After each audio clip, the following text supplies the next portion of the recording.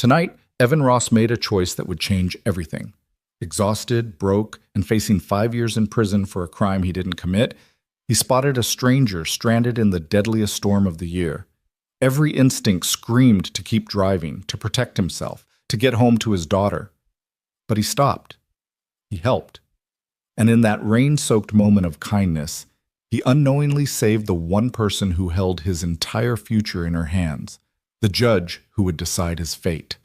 Stay with me until the end of this incredible story, and comment what city you're watching from.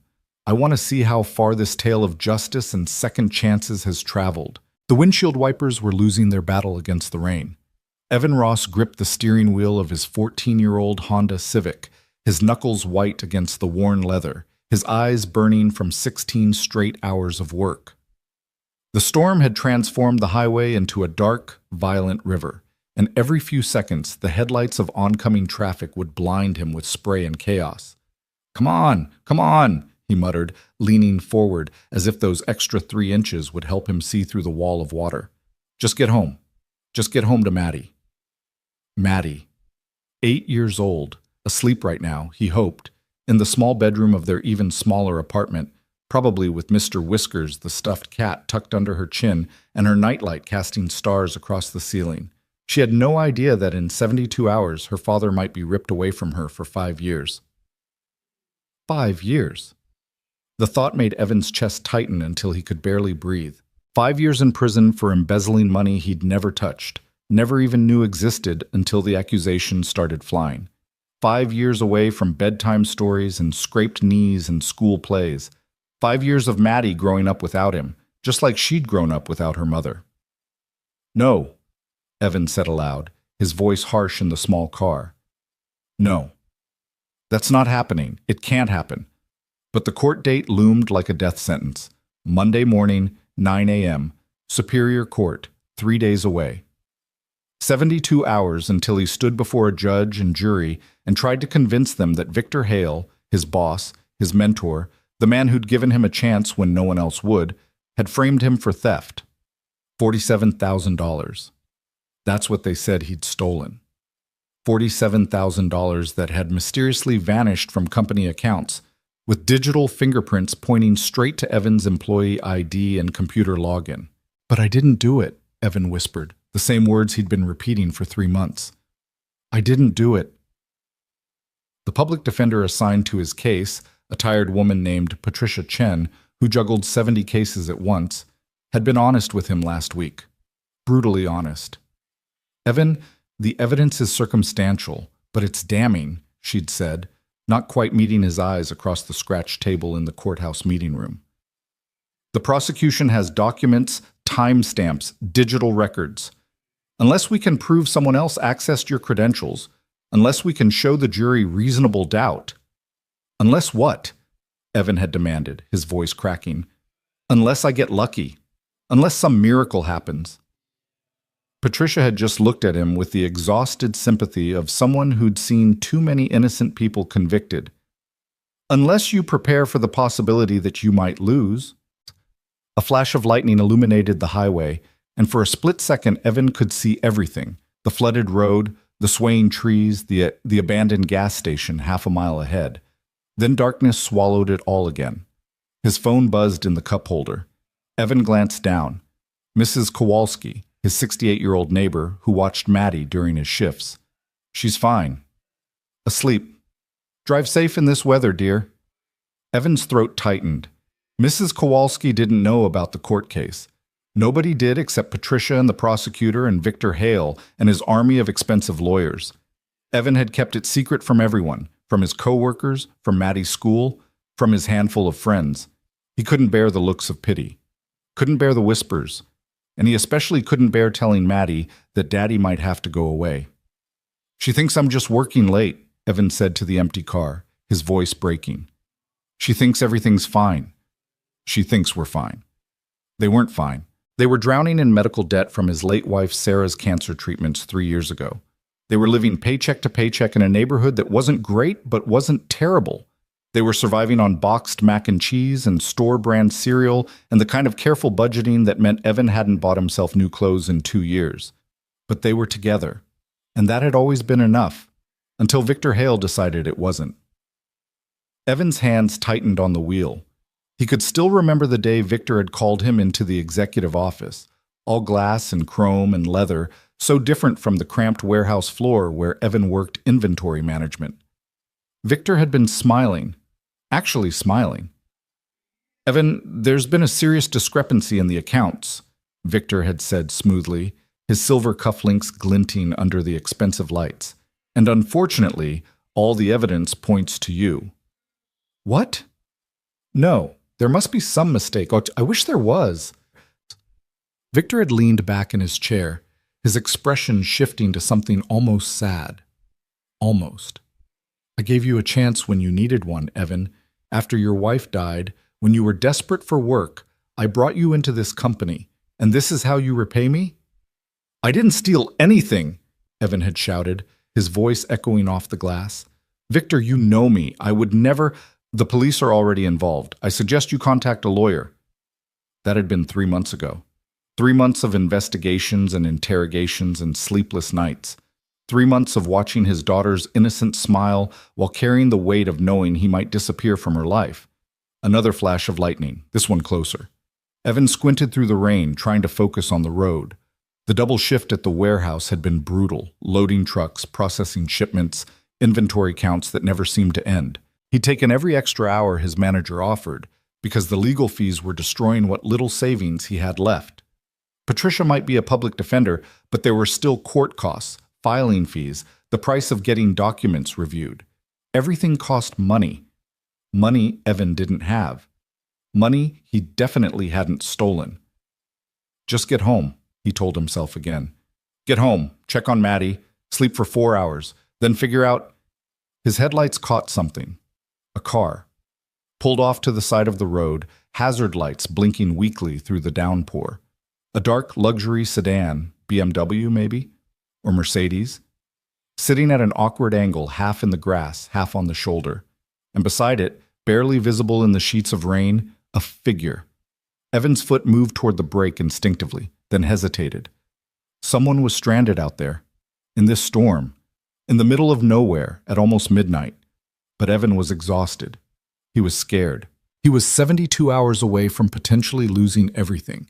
He needed to get home, needed to see Maddie, needed to— His mother's voice echoed in his mind, as clear as if she were sitting in the passenger seat beside him.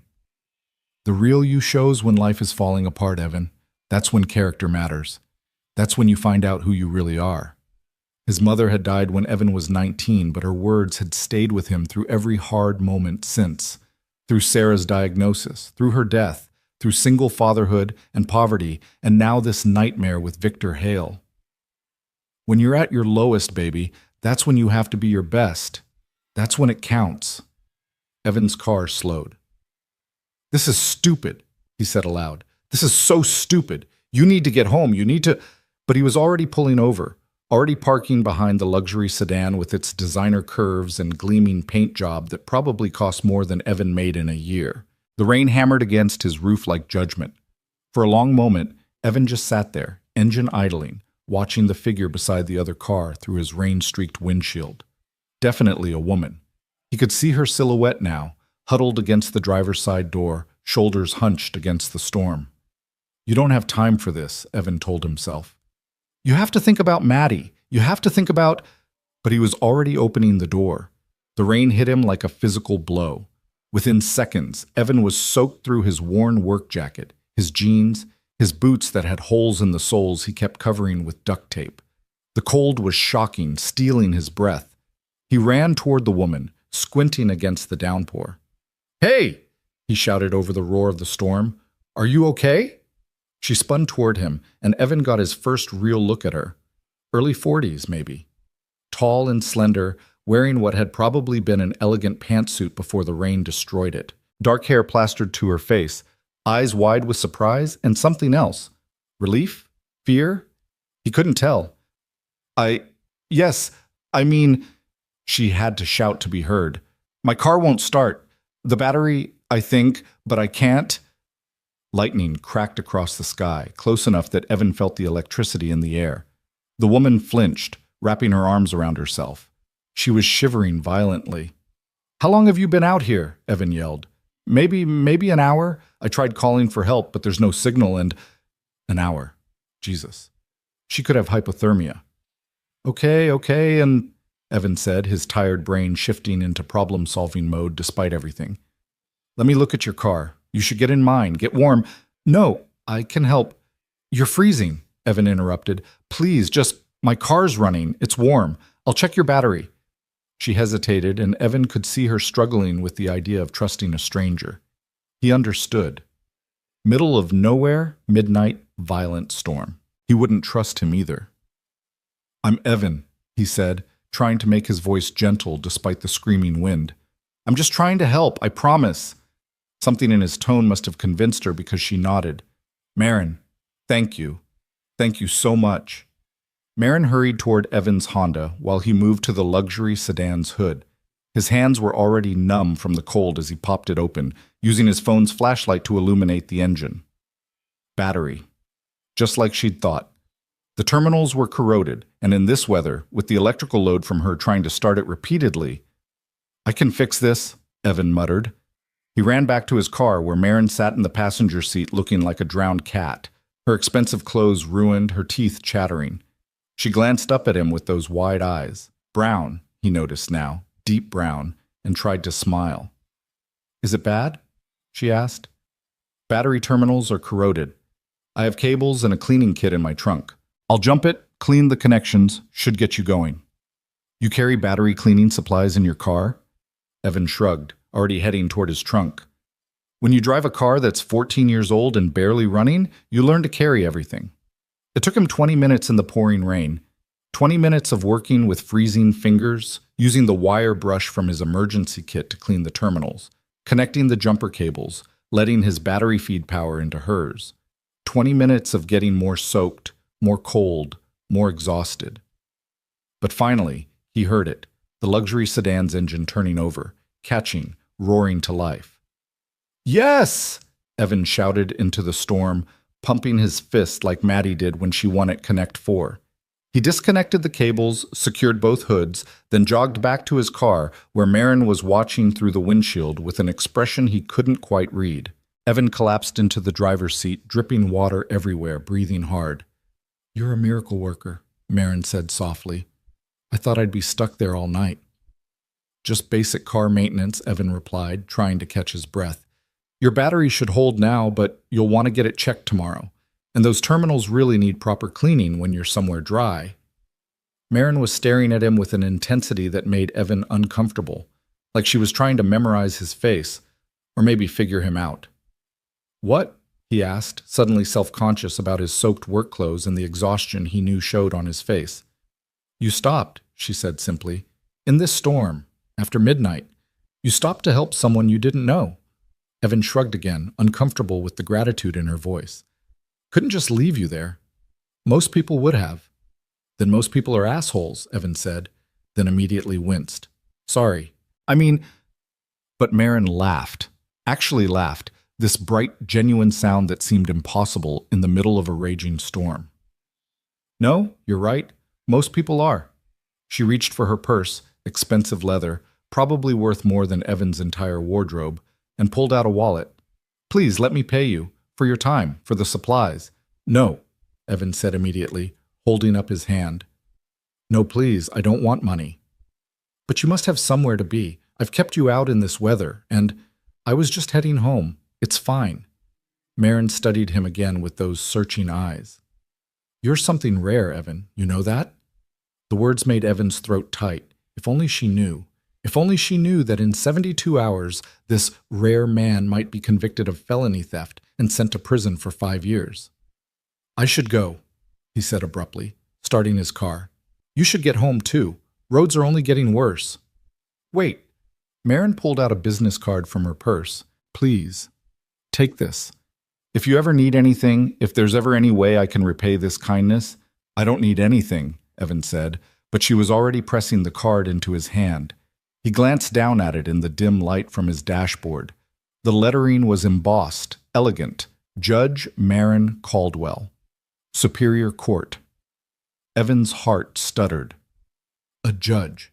He'd just helped a judge. You're a judge? He said stupidly. Marin nodded, wringing water from her hair. I am, which makes what you did tonight even more meaningful. I see a lot of humanity in my courtroom, Evan. Not always the good kind, but you— She paused, choosing her words carefully. You restored some faith tonight. Evan wanted to laugh, or cry, or scream. Here he was, 3 days from facing a judge himself, and he'd randomly stopped to help one on a highway. The universe had a twisted sense of humor. I should really go, he said again, his voice strained. My daughter's waiting. You have a daughter? Marin's face softened. How old? 8. Maddie. She's everything. Something passed across Marin's face. Understanding? Sympathy? Evan couldn't tell. Then you should definitely get home to her, Marin said gently. Thank you again, Evan. Truly. You have no idea what this meant. You have no idea what I'm about to face, Evan thought, but didn't say. They said their goodbyes, and Evan waited until Marin's luxury sedan pulled safely back onto the highway before following. They drove in the same direction for a few miles before she turned off toward what Evan assumed was a much nicer neighborhood than his own.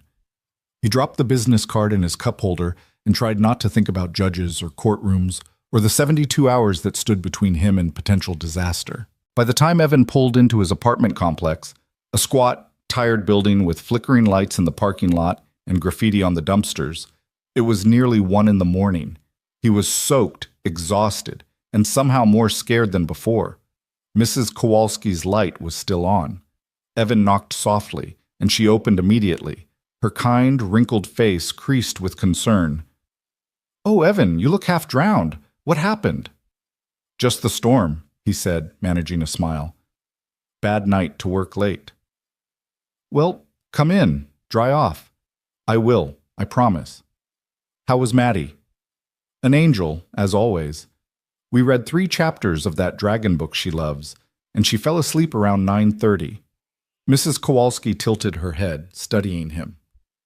You work too hard, dear. If only you knew, Evan thought, if only you knew I might not be able to work at all in 3 days.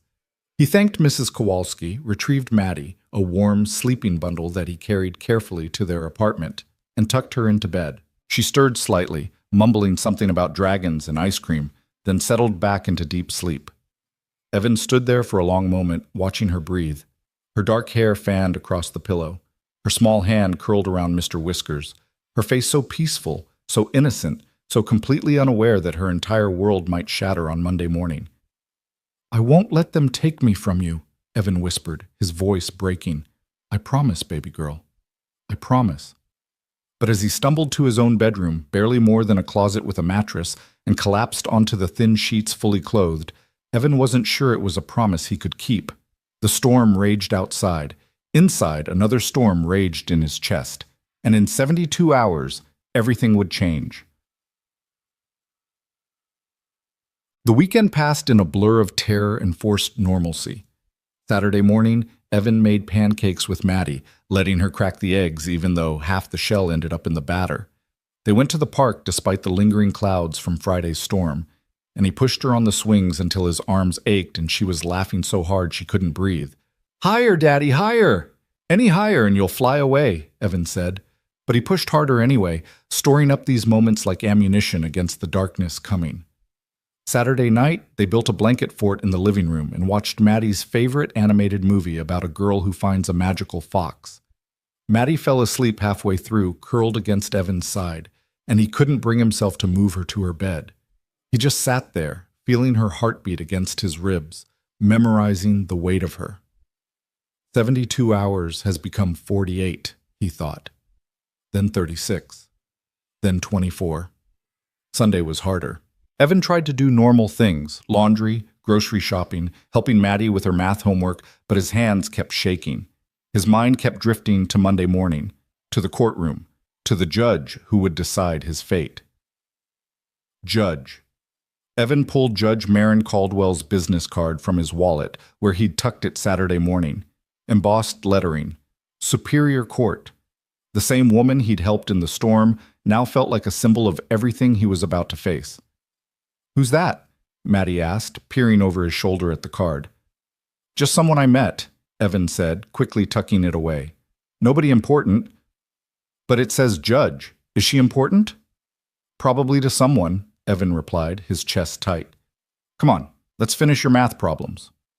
That night, after Maddie was asleep, Evan sat at their tiny kitchen table with a cup of instant coffee and the case files Patricia had given him, page after page of evidence. His employee ID used to access accounts. His computer login tied to suspicious transactions.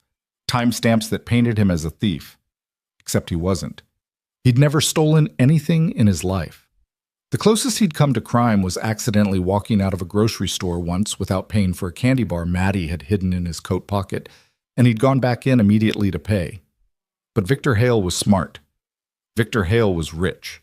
Victor Hale had the kind of lawyers who knew how to build cases that looked airtight, even when they were built on lies. Evan's phone buzzed. Patricia Chen. Tomorrow, 9 a.m. Arrive by 8:30. Wear the suit. Try to get sleep. We'll do our best. We'll do our best. Not we'll win. Not don't worry. Just we'll do our best. Evan put his head down on the case files and tried not to cry. Monday morning arrived with cruel sunshine. Evan woke at 5 a.m., his heart already racing. He showered, shaved carefully, put on the suit he'd borrowed from a coworker, slightly too tight in the shoulders, slightly too loose in the waist, but it was better than anything he owned. He knotted the tie 3 times before getting it right, his hands shaking so badly he could barely manage it. At 7, he woke Maddie. Morning, sunshine, he said, forcing brightness into his voice. Big day at school today? Math test, Maddie mumbled, rubbing her eyes. I studied, though. I'm going to get 100%. That's my girl. He made her favorite breakfast, cinnamon toast with chocolate milk, and helped her pack her backpack. Every movement felt weighted with significance. Every moment felt like it might be his last with her for 5 years. Daddy, you're wearing a fancy suit, Maddie observed, studying him with those sharp 8-year-old eyes that never missed anything. How come? Just a meeting, Evan said, his throat tight. Work stuff. Oh.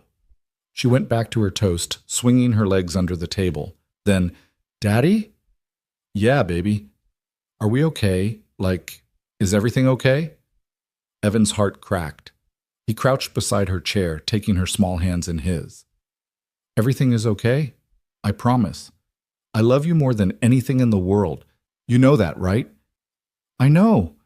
Maddie smiled, revealing the gap where she'd lost a tooth last week. I love you too. More than dragons. More than dragons? Evan pretended to gasp. That's a lot. He walked her to the bus stop, hugged her maybe a second too long, and watched the yellow bus pull away with his entire world inside it. Then he got in his car and drove to the courthouse. Superior Court was an imposing building, all marble and columns, and the kind of architecture designed to make you feel small. Evan parked in the public lot, paid the ridiculous fee, and walked inside on legs that barely supported him. Patricia was waiting in the hallway outside courtroom 4B. She looked tired, her suit rumpled, her expression grim. You ready? She asked. No, Evan said honestly. Good answer. Nobody ever is. She checked her watch. We have 10 minutes. The prosecution is pushing hard on this, Evan. Victor Hale wants to make an example of you. I didn't steal that money. I know, but proving it... Patricia trailed off, her eyes sympathetic. Just stay calm in there. Answer questions directly. Don't let them rattle you. They entered the courtroom together, and Evan's stomach dropped. It was exactly like on TV, but somehow worse. Wooden benches filled with people. The jury box empty, but waiting. The judge's bench elevated and imposing. The American flag hanging beside the state flag. Everything formal and final and terrifying. Evan took his seat at the defense table, his borrowed suit suddenly feeling suffocating. The prosecution team was already there, 3 lawyers in expensive suits, all of them looking confident and ruthless. Behind them, in the gallery, sat Victor Hale. Evan's former boss looked perfect, of course. Silver hair styled immaculately, designer glasses, a suit that probably cost more than Evan's car. And when Victor caught Evan's eye, he smiled. Not a nice smile. A victorious smile. The smile of a man who knew he'd already won. Evan's hands curled into fists under the table.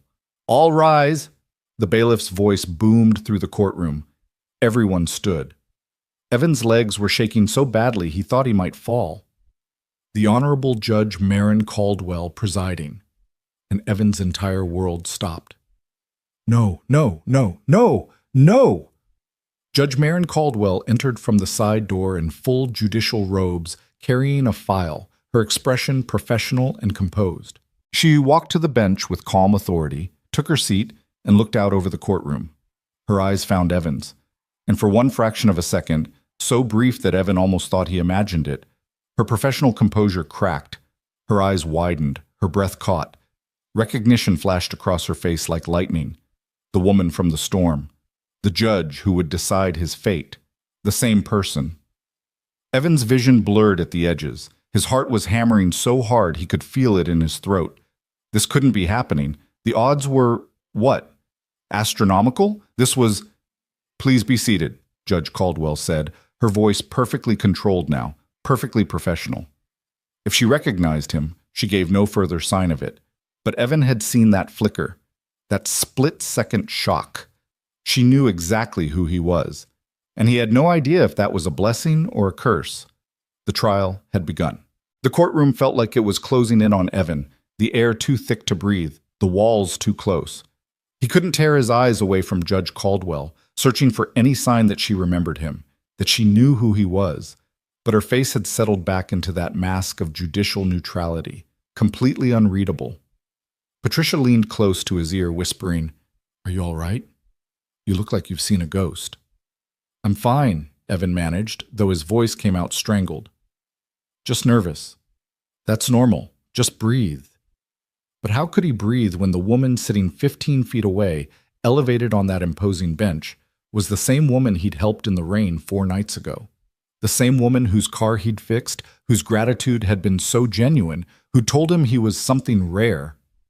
Judge Caldwell was organizing papers on her bench, her movements precise and controlled. She glanced at the prosecution table, then at the defense, her gaze sliding over Evan as if he were just another defendant in just another case.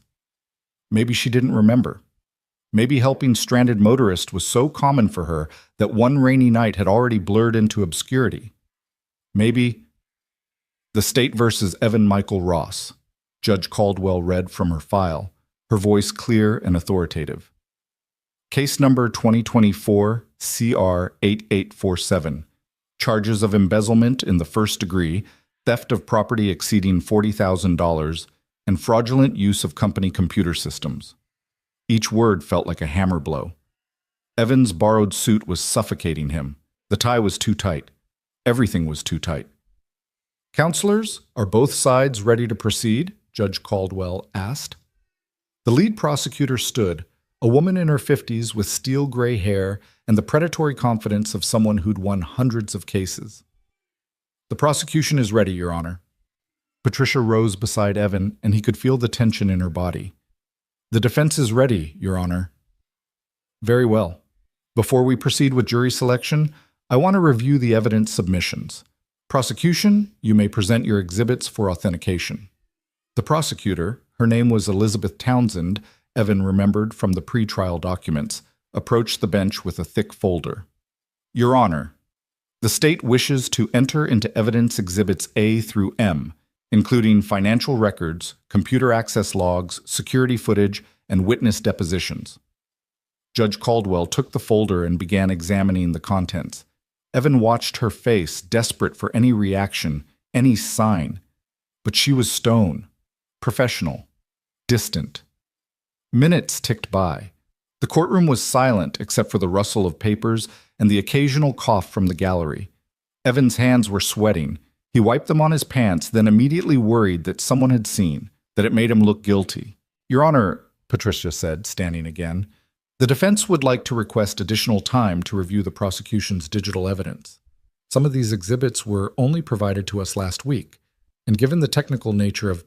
"Objection," Townsend interrupted smoothly. "The defense has had ample time to review all materials. This is a delay tactic." "It's not a delay tactic when the prosecution dumps 200 pages of technical documents on us 7 days before trial," Patricia shot back, her frustration showing through. Judge Caldwell held up one hand, silencing them both. She was still studying the documents, her brow slightly furrowed. Evan leaned forward unconsciously, trying to read her expression. Finally, she looked up.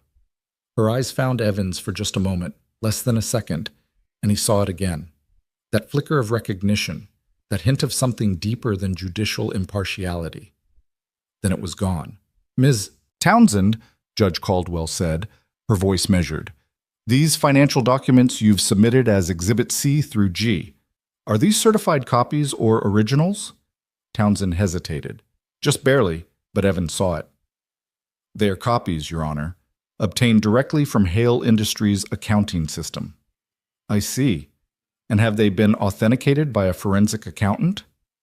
"They were reviewed by the company's internal auditing team." "That's not what I asked." Judge Caldwell's voice sharpened slightly.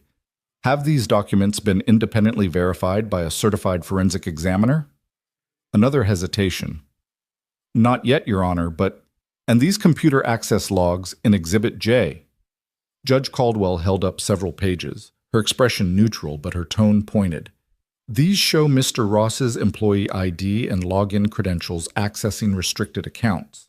But I see no metadata verification, no IP address confirmation, no documentation of who actually performed these actions." "Your Honor, the defendant's credentials were used. That establishes— It establishes that credentials were used, Ms. Townsend. Not necessarily by whom." Judge Caldwell set the papers down with more force than necessary. "In an era where credential theft and spoofing are commonplace, surely the prosecution understands that employee ID and password use alone does not definitively establish identity." Evan's heart was suddenly pounding for a different reason. Was Judge Caldwell helping him, or was she just being thorough? Patricia seized the moment. "Your Honor, the defense has been arguing exactly this point. Without forensic authentication of these digital records, without independent verification that Mr. Ross himself performed these actions rather than someone using his stolen credentials, this evidence is circumstantial at best." "It's more than circumstantial," Townsend argued, her confidence wavering. "We have timestamps. We have access patterns consistent with Mr. Ross's work schedule. We have— Patterns are not proof," Judge Caldwell interrupted. "They're indicators, and indicators require authentication." She leaned back in her chair, her fingers steepled together. "Here's what we're going to do. The prosecution will have these financial documents and digital records submitted for independent forensic examination. I want them reviewed by a certified examiner with no connection to either Hale Industries or the defendant." "Your Honor, that could take weeks," Townsend protested. "Then it takes weeks. I will not allow potentially unreliable evidence to form the foundation of a criminal case in my courtroom." Judge Caldwell's voice was firm, final. "This court stands in recess pending forensic authentication. We will reconvene in 3 weeks." She slammed the gavel down with authority that seemed to shake the entire room. "All rise." Evan stood on shaking legs, his mind reeling. 3 weeks. She'd just bought him 3 weeks. Why? Was it because she recognized him? Because she remembered him from the storm? Or was this just standard judicial procedure? Judge Caldwell gathered her papers and exited through the side door without looking back. The courtroom erupted in murmurs. Patricia grabbed Evan's arm, her eyes wide with surprise. "Oh my God," she whispered. "Oh my God, Evan, she just threw their entire case into question." "What does this mean?" Evan's voice was hoarse. "It means we have time. It means if those documents don't hold up to forensic scrutiny, the prosecution's case falls apart." Patricia was practically vibrating with cautious optimism. "I've never seen a judge demand independent authentication on the first day. Never." Evan turned to look at the prosecution table. Townsend was in heated discussion with her team, her face flushed. And behind them, Victor Hale sat frozen, his confident smile completely gone. Their eyes met across the courtroom. Victor's expression shifted to something darker, something threatening. "You think you've won," his eyes seemed to say. "You haven't." Then Victor stood and walked out, his expensive shoes clicking against the marble floor like a countdown. Evan's temporary relief evaporated. 3 weeks wasn't salvation. It was just a delay. And if Victor had been willing to frame him once, what would he do now that his plan was threatened? Patricia was already pulling Evan toward the exit.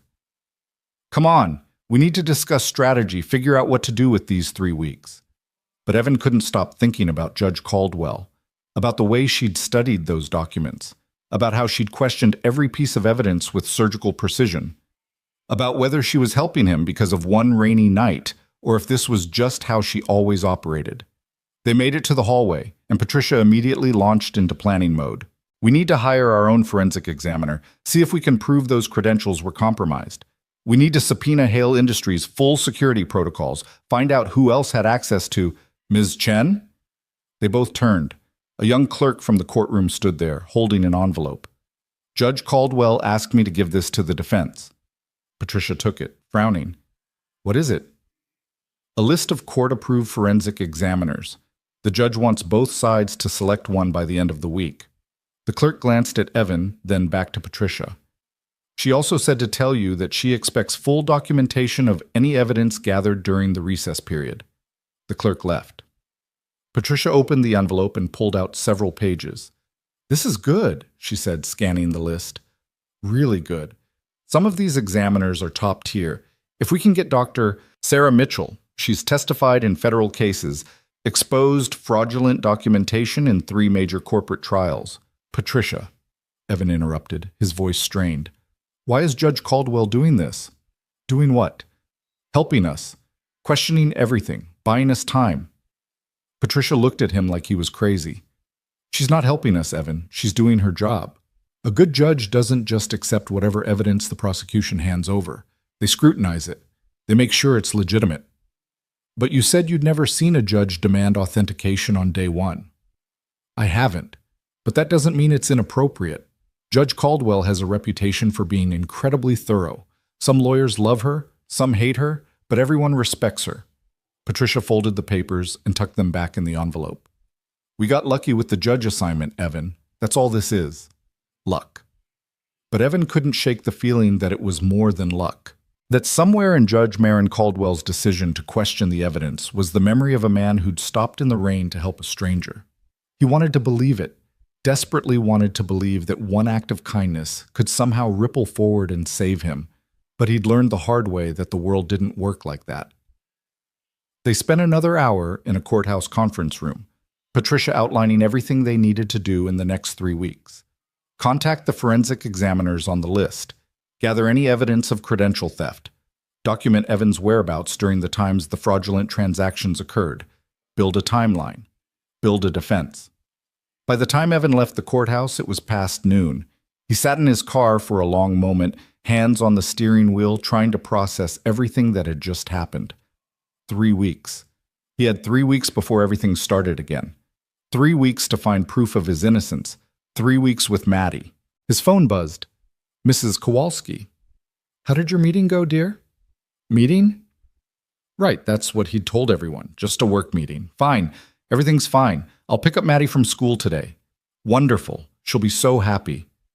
Evan started the car and drove toward Maddie's school, his mind still spinning with thoughts of judges and evidence and rainy nights that felt like they'd happened in a different lifetime.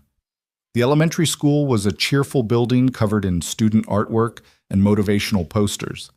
Evan parked and waited by the pickup zone, watching other parents gather. Some were chatting, laughing. Some were on their phones. All of them looked normal. None of them looked like their entire lives were hanging by a thread. The bell rang. Within minutes, kids poured out in a chaotic flood of backpacks and laughter.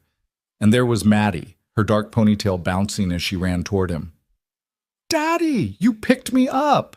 She launched herself into his arms. You never pick me up on Monday. Special day, Evan said, hugging her tight. How was the math test? Super easy. I definitely got 100%. She pulled back, studying his face with those 2 perceptive eyes. How was your meeting? It was good. Really good, actually. Good enough for ice cream? Evan laughed despite everything. Yeah, sunshine. Good enough for ice cream. They went to the small ice cream shop near their apartment, the kind with mismatched chairs and handwritten flavor signs. Maddie got her usual chocolate chip cookie dough. Evan got vanilla because it was cheapest. So, what was the meeting about? Maddie asked, swinging her legs under the table. Just work stuff. Boring adult things. Oh.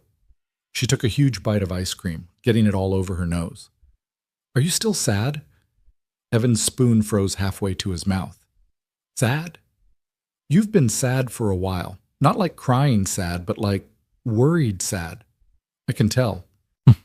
God, she was 8 and she could read him better than anyone. Evan set down his spoon and reached across the table to take her small hand. I have been worried about some things, he admitted carefully. But you know what makes it better? What? Coming home to you every single day. That's the best part of my whole life, Maddie. You are. She grinned, ice cream stained and beautiful. Even better than dragons? Even better than dragons. They finished their ice cream and walked home in the late afternoon sunshine. Maddie chattered about school, about her friend Emma who could do a cartwheel, about the class hamster who'd escaped and been found in the art supply closet. Normal, wonderful 8-year-old concerns. And Evan tried to focus on her voice, on this moment, on the feeling of her hand in his. He tried not to think about courtrooms and evidence and the next 3 weeks that would determine everything. That night, after dinner and homework and bath time and 2 chapters of the Dragon Book, after Maddie was asleep with Mr. Whiskers tucked under her chin, Evan sat alone in the dark living room and pulled out Judge Caldwell's business card again. The embossed letters caught the light from the street lamp outside. Judge Marin Caldwell. Superior Court. He should probably throw it away. Having it felt wrong somehow, like he was holding on to something he shouldn't, but he couldn't make himself do it. Instead, he found himself replaying that moment in the courtroom, the way her eyes had met his, the way her professional mask had cracked for just a fraction of a second, the way she'd torn apart the prosecution's evidence with precision that felt almost personal. Did she recognize me? Does she remember? Evan's phone buzzed. Unknown number. His heart rate spiked. Who called at 10 p.m.? But he answered anyway. Hello? Evan Ross? The voice was male, smooth, familiar in a way that made Evan's skin crawl. Who is this? Victor Hale. I think we should talk. Evan's hand tightened on the phone. I have nothing to say to you. I disagree. You see that little stunt in court today, that delay? It's not going to change anything. I have evidence, I have witnesses, I have everything I need to put you away. Then why are you calling me? A pause. Then, because I'm a reasonable man, Evan, I'm willing to offer you a deal. Plead guilty to a reduced charge, say misdemeanor theft, and I'll recommend a sentence of probation. No jail time. You keep your daughter. Everyone moves on. I didn't steal anything. That's not what the evidence says. The evidence is fake and you know it. Evan's voice rose, years of suppressed rage finally breaking through. You framed me. I don't know why. I don't know what I did to deserve this, but you framed me for a crime I didn't commit. Victor's voice went cold. Careful, Evan. Accusations like that could get you in even more trouble. I'm already in trouble. You've destroyed my life. No, you destroyed your life when you decided to steal from me. Now I'm offering you a way out. Take the deal, plead guilty, serve probation, or go to trial and lose everything. Your freedom, your daughter, any chance at a normal life. You're lying.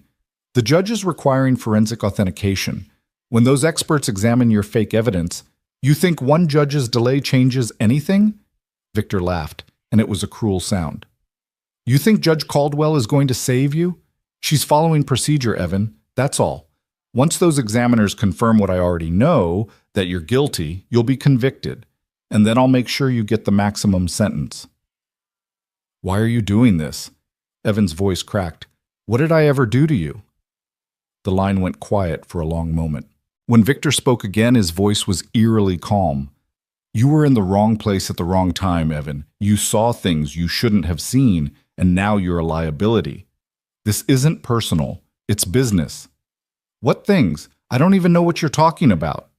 Don't you? Think back to 3 months ago. Think about that night you worked late. Think about what you might have walked past, might have overheard, might have seen on a computer screen you shouldn't have been near. Evan's mind raced. 3 months ago. Late night at the warehouse. He'd been doing inventory, walking through the offices to, oh God, Victor's office. The door had been open, unusual for that late at night. Evan had walked past, had glanced in just briefly, had seen Victor at his computer, moving money between accounts, while on the phone saying something about offshore transfers and before the audit. At the time, Evan hadn't thought anything of it. It was none of his business. He'd kept walking, but Victor had seen him walk past. "You're embezzling," Evan whispered, the realization hitting him like ice water. "That's what this is about. You're stealing from your own company, and you needed a scapegoat." "I'm not going to confirm or deny anything on a recorded line," Victor said smoothly, "but I will say this. You have 48 hours to take my deal. After that, it's off the table. Plead guilty to misdemeanor theft, get probation, and we both move on. Or fight this and lose everything. Your choice."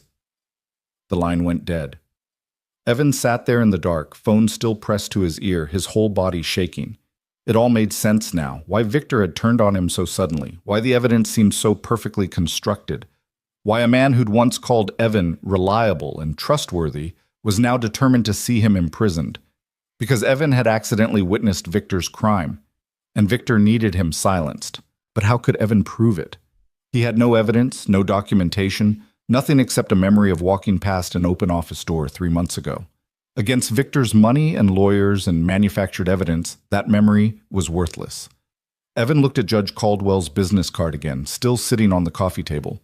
Should he call her, tell her what Victor had just said? Would she even believe him? No, he couldn't. Contacting a judge directly about an active case was probably illegal. And even if it wasn't, it would look like he was trying to manipulate her, trying to use that night in the rain for his own benefit. He was trapped, completely, utterly trapped. The next morning, Evan told Patricia everything about Victor's call. They met at a coffee shop far from the courthouse, both of them hunched over cheap coffee and Patricia's case notes. "He's trying to scare you," Patricia said, but her face was grim. "The offer of a plea deal means he's worried about the forensic examination. Or it means he's confident he can beat it and wants to save himself the trouble of a trial. Evan, listen to me. Do not take that deal. You didn't commit this crime. Taking a plea, even for a misdemeanor, means accepting responsibility for theft. It goes on your record forever. It affects employment, housing, everything. But if I lose at trial, we're not going to lose." Patricia's voice was fierce. "Judge Caldwell bought us time for a reason. We're going to use every second of these 3 weeks to build your defense." "What if it's not enough?" Patricia was quiet for a moment. "Then it has to be enough, because the alternative is unacceptable." They spent the morning contacting forensic examiners from Judge Caldwell's list. Dr. Sarah Mitchell agreed to take the case, her fees discounted because she said the evidence looked fishy from Patricia's description. That was something, at least. But Evan couldn't shake the weight pressing on his chest, couldn't shake Victor's voice on the phone. "You think Judge Caldwell is going to save you?" The next 2 weeks passed in a blur of investigation and anxiety. Dr. Mitchell requested all the digital evidence from the prosecution. Patricia filed motions, gathered documentation of Evan's whereabouts, interviewed coworkers who swore Evan would never steal. Evan kept working at the warehouse. Different shifts now, avoiding Victor's office, avoiding Victor himself. He picked Maddie up from school every day, helped with homework, read bedtime stories. He tried to be normal, tried to be present, tried not to let her see how terrified he was. At night, alone in the dark, he sometimes took out Judge Caldwell's business card and wondered if she ever thought about that rainy night, wondered if she knew he was the same man, wondered if it even mattered. On the 15th day of the recess, Patricia called with news. "Doctor, Mitchell found something," she said, her voice tight with excitement. "The metadata on those financial documents? It's been altered. Timestamps don't match up with the system logs. Someone backdated transactions to make it look like they occurred when you were working, but the actual entries were made from an IP address registered to Victor Hale's home office." Evan's heart stopped. "What does that mean?" "It means we can prove the evidence is fabricated. It means we can show the jury that someone else created these documents and tried to frame you." Patricia was talking fast now, energized. "But there's more. Dr. Mitchell also found deleted files in the company's backup servers, transactions that show Victor moving money between accounts right before the alleged embezzlement. He was covering his tracks and needed a scapegoat." "Can she testify to this in court?" "Yes." "And Evan?" Her findings are damning. If Judge Caldwell sees this report, there's a very real chance she'll dismiss the charges entirely before we even get to trial. For the first time in months, Evan felt something that might have been hope. When do we present this? At the reconvened hearing next Monday, we'll submit Dr. Mitchell's report to the judge and— No. Victor's voice cut through the coffee shop noise. Evan spun around. Victor Hale stood 3 feet away, his face twisted with rage, barely concealed behind a tight smile. How long had he been standing there? I need to call you back, Evan said to Patricia, hanging up. You think you're clever, Victor said quietly, stepping closer. You think some forensic report is going to save you? I think the truth is going to save me. The truth? Victor laughed, cold and sharp. The truth is whatever I say it is. I own half the judges in this city. I have connections you can't imagine. One forensic report means nothing. It means everything if it proves you framed me. Victor's smile disappeared entirely. You're going to regret not taking my deal, Evan. By the time I'm done with you, you'll lose everything. Your freedom, your daughter, your life. Are you threatening me? I'm promising you. Victor leaned in close enough that Evan could smell his expensive cologne. And one more thing, that judge of yours, Marin Caldwell, I know people who know her. I can make her life very difficult if she continues to obstruct this case. Evan's blood ran cold. You can't. I can do whatever I want. I'm Victor Hale, and you're nobody. Victor straightened his suit jacket. See you in court Monday. Try to enjoy these last few days of freedom. He walked away, leaving Evan standing there shaking with rage and fear. That night, Evan couldn't sleep. He lay in bed staring at the ceiling, thinking about Victor's threats, thinking about Judge Caldwell and whether she was in danger now too, thinking about Maddie asleep in the next room and what would happen to her if he lost. At 3 a.m., he got up and went to the kitchen. Judge Caldwell's business card was still on the counter where he'd left it, the embossed letters barely visible in the dark. He should call her, warn her, tell her that Victor was planning to come after her somehow. But he couldn't. It was inappropriate. It could jeopardize the case. It could make everything worse. Instead, Evan made himself a cup of coffee and sat at the table until sunrise, watching the darkness give way to light and praying that Dr. Mitchell's report would be enough to save them all. Monday morning arrived with the kind of crystalline clarity that felt almost cruel. The sky was impossibly blue, the air crisp with the promise of spring, and Evan felt like he was walking to his own execution. He'd barely slept in 3 days.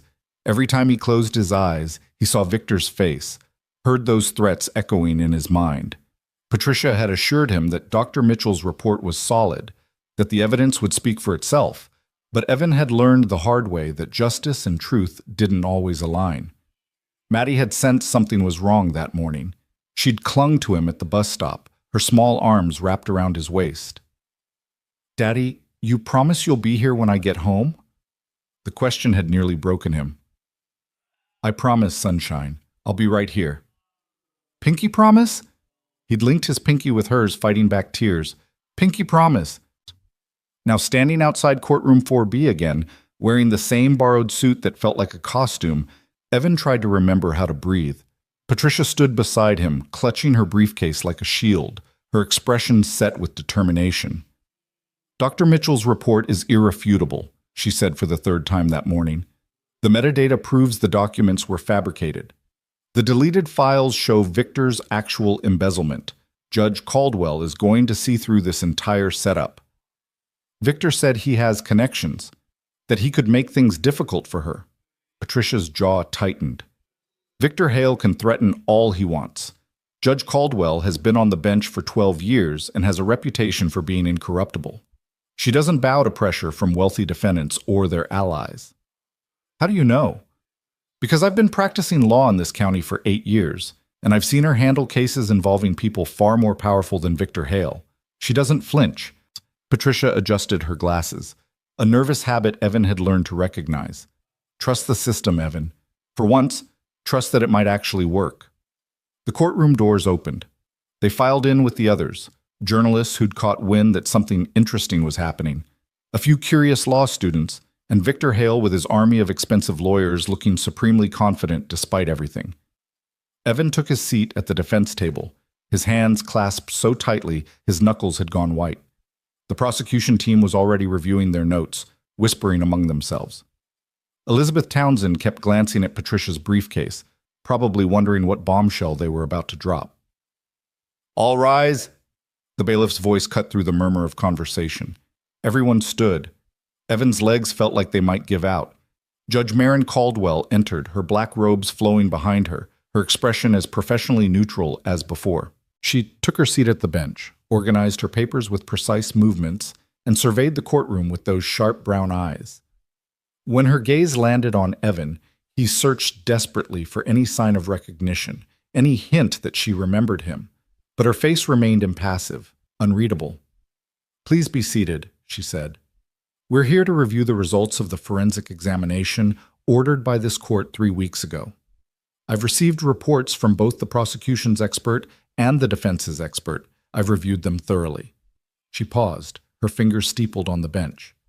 "And I have significant concerns about the evidence presented in this case." A ripple went through the courtroom. Evan's heart began to pound. Townsend stood quickly. "Your Honor, the prosecution's forensic examiner confirmed the authenticity of—" "I read your examiner's report, Ms. Townsend. I also read Dr. Sarah Mitchell's report for the defense, which directly contradicts your findings." Judge Caldwell's voice remained calm, but there was steel underneath. "Dr. Mitchell has provided documentation showing that the metadata on the financial records submitted as evidence has been altered, timestamps have been manipulated, digital signatures have been backdated. Your Honor, we dispute those findings." "On what grounds?" Judge Caldwell leaned forward slightly.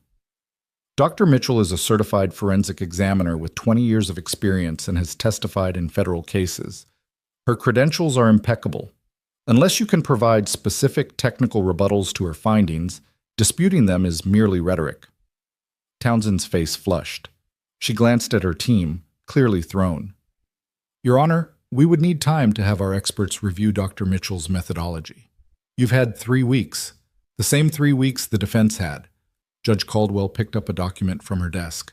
"I'm going to read directly from Dr. Mitchell's report, and I want you to listen carefully, Miss Townsend, because what I'm about to describe constitutes potential evidence tampering." The courtroom went absolutely silent. Evan couldn't breathe. Judge Caldwell began to read, her voice clear and damning. "According to Dr. Mitchell's analysis, the financial documents in question, specifically Exhibits C through G, contain metadata inconsistencies that indicate post-creation alteration. The timestamps showing when these transactions allegedly occurred do not match the actual file creation dates in the system logs.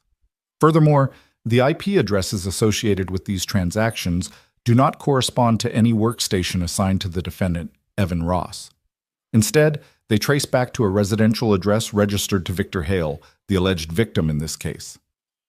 Gasps echoed through the gallery. Evan's head swam. Patricia grabbed his arm, squeezing hard. Victor's lawyers erupted in protest. "Your Honor, this is outrageous." "I'm not finished," Judge Caldwell said sharply, silencing them with a look. Dr. Mitchell's report goes on to detail deleted files recovered from Hale Industries' backup servers. These files show unauthorized transfers of company funds to offshore accounts, conducted using administrative credentials belonging to Victor Hale himself, occurring in the weeks immediately preceding the alleged embezzlement by Mr. Ross. The courtroom exploded. Journalists scrambled for their phones. Law students whispered frantically. Victor Hale sat frozen, his face a mask of barely controlled rage. "Order!" Judge Caldwell's gavel cracked like thunder. "Order in this court!" The noise subsided. Townsend looked like she'd been struck. She turned to look at Victor, then back at the judge, her mouth opening and closing without sound. Judge Caldwell continued, her voice cutting through the tension like a blade. "Ms. Townsend, the evidence your office has presented in this case appears to have been fabricated.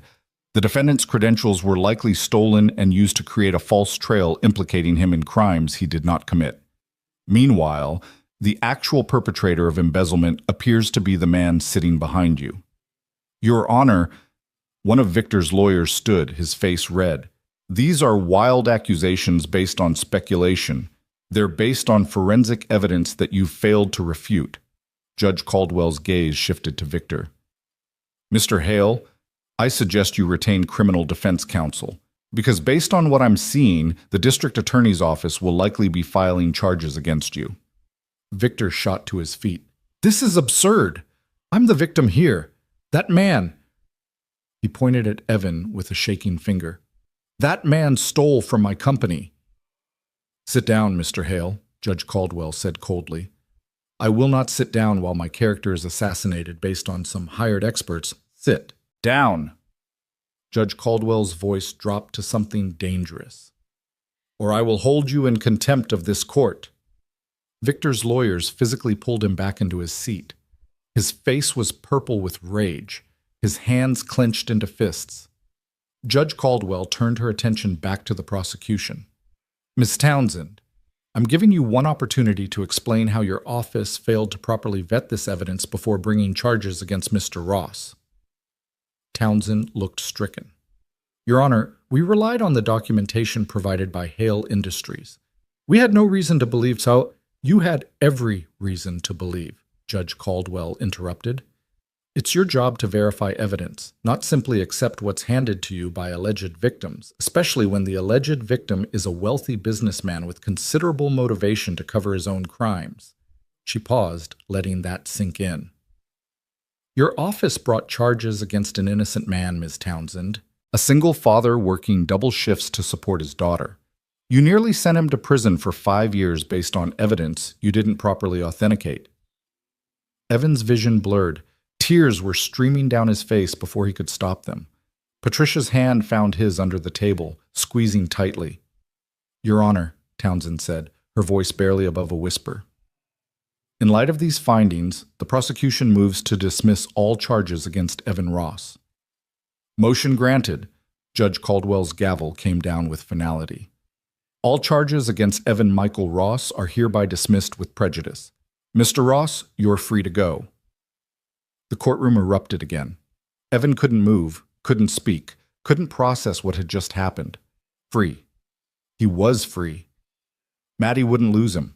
Patricia was hugging him, laughing and crying at the same time. You're free, Evan. It's over. But Judge Caldwell wasn't finished. Her voice cut through the celebration, cold and commanding.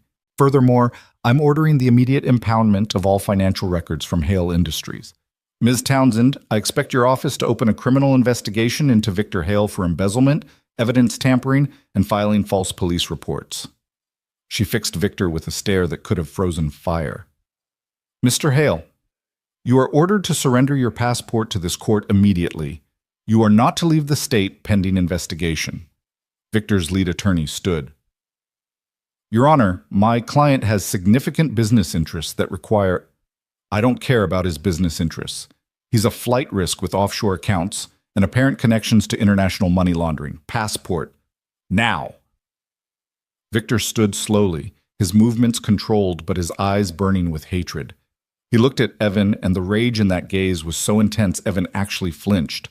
This isn't over, Victor said quietly. The words meant only for Evan. Mr. Hale, if you're threatening a witness, I will have you arrested immediately, Judge Caldwell said sharply. Victor's smile was cold. No threat, Your Honor. Simply a fact. He pulled his passport from his jacket and handed it to the bailiff. I look forward to clearing my name. I'm sure you do. Bailiff, ensure Mr. Hale's passport is secured. Judge Caldwell gathered her papers. This court is adjourned. The gavel fell one last time, and suddenly people were everywhere. Journalists pushing forward, shouting questions. Law students discussing the case. Patricia fielding inquiries from reporters while trying to shield Evan from the chaos. Through it all, Evan's eyes found Judge Caldwell. She was standing now, preparing to exit through the side door, her expression carefully neutral. But for just a moment, less than a heartbeat, she looked at him. And she smiled. It was tiny, barely there, the kind of smile you might miss if you weren't watching for it. But it was there, real, warm, the same smile she'd given him in the rain when she'd called him something rare. Then she was gone, disappearing through the side door before Evan could react. Evan, we need to get you out of here. Patricia was pulling him toward the exit, using her body to block reporters. No comment. Mr. Ross has no comment at this time. They made it to the hallway, then to the elevator, then finally outside into the brilliant sunshine that now felt deserved. Evan stood on the courthouse steps, breathing in the spring air, and felt something he hadn't felt in months. Hope. "I need to get Maddie," he said suddenly. "I need to see her. I need to tell her—" "Go," Patricia said, grinning. "Go get your daughter. We'll handle the paperwork later." Evan ran to his car, hands shaking so badly he could barely get the key in the ignition. The drive to Maddie's school felt like it took forever and no time at all. He burst into the office, wild-eyed and probably looking completely unhinged. "I need to get my daughter, Maddie Ross, 3rd grade, Mrs. Peterson's class. I need to get her right now." The secretary looked startled. "Is everything all right, Mr. Ross?" "Everything's perfect. Everything's—" His voice broke. "I just really need to see my daughter." They called Maddie down. She appeared in the office doorway looking confused and a little worried, her backpack sliding off one shoulder. "Daddy? What's wrong? Why are you here?" Evan dropped to his knees and pulled her into his arms, holding her so tight she squeaked in protest. "Daddy, you're squishing me." "I'm sorry, baby. I'm sorry." He was crying again, couldn't stop crying. "I love you so much. You know that, right? I love you more than anything in the entire world." "I know." Maddie pulled back to look at his face, her small hands on his cheeks. "Daddy, why are you crying? Did something happen?" "Something good happened. Something really, really good." He kissed her forehead, her nose, her cheeks. "I get to keep my promise. I get to be here when you get home from school. Forever." Maddie didn't fully understand, but she hugged him anyway, and that was enough.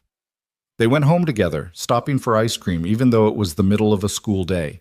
They sat in the park and ate chocolate chip cookie dough while Maddie told him about the spelling test she'd aced and the boy in her class who ate glue.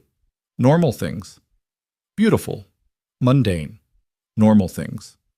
That evening, after dinner and homework and a long bath that Maddie needed because she'd somehow gotten ice cream in her hair, Evan tucked her into bed with Mr. Whiskers and the Dragon Book. "Daddy?"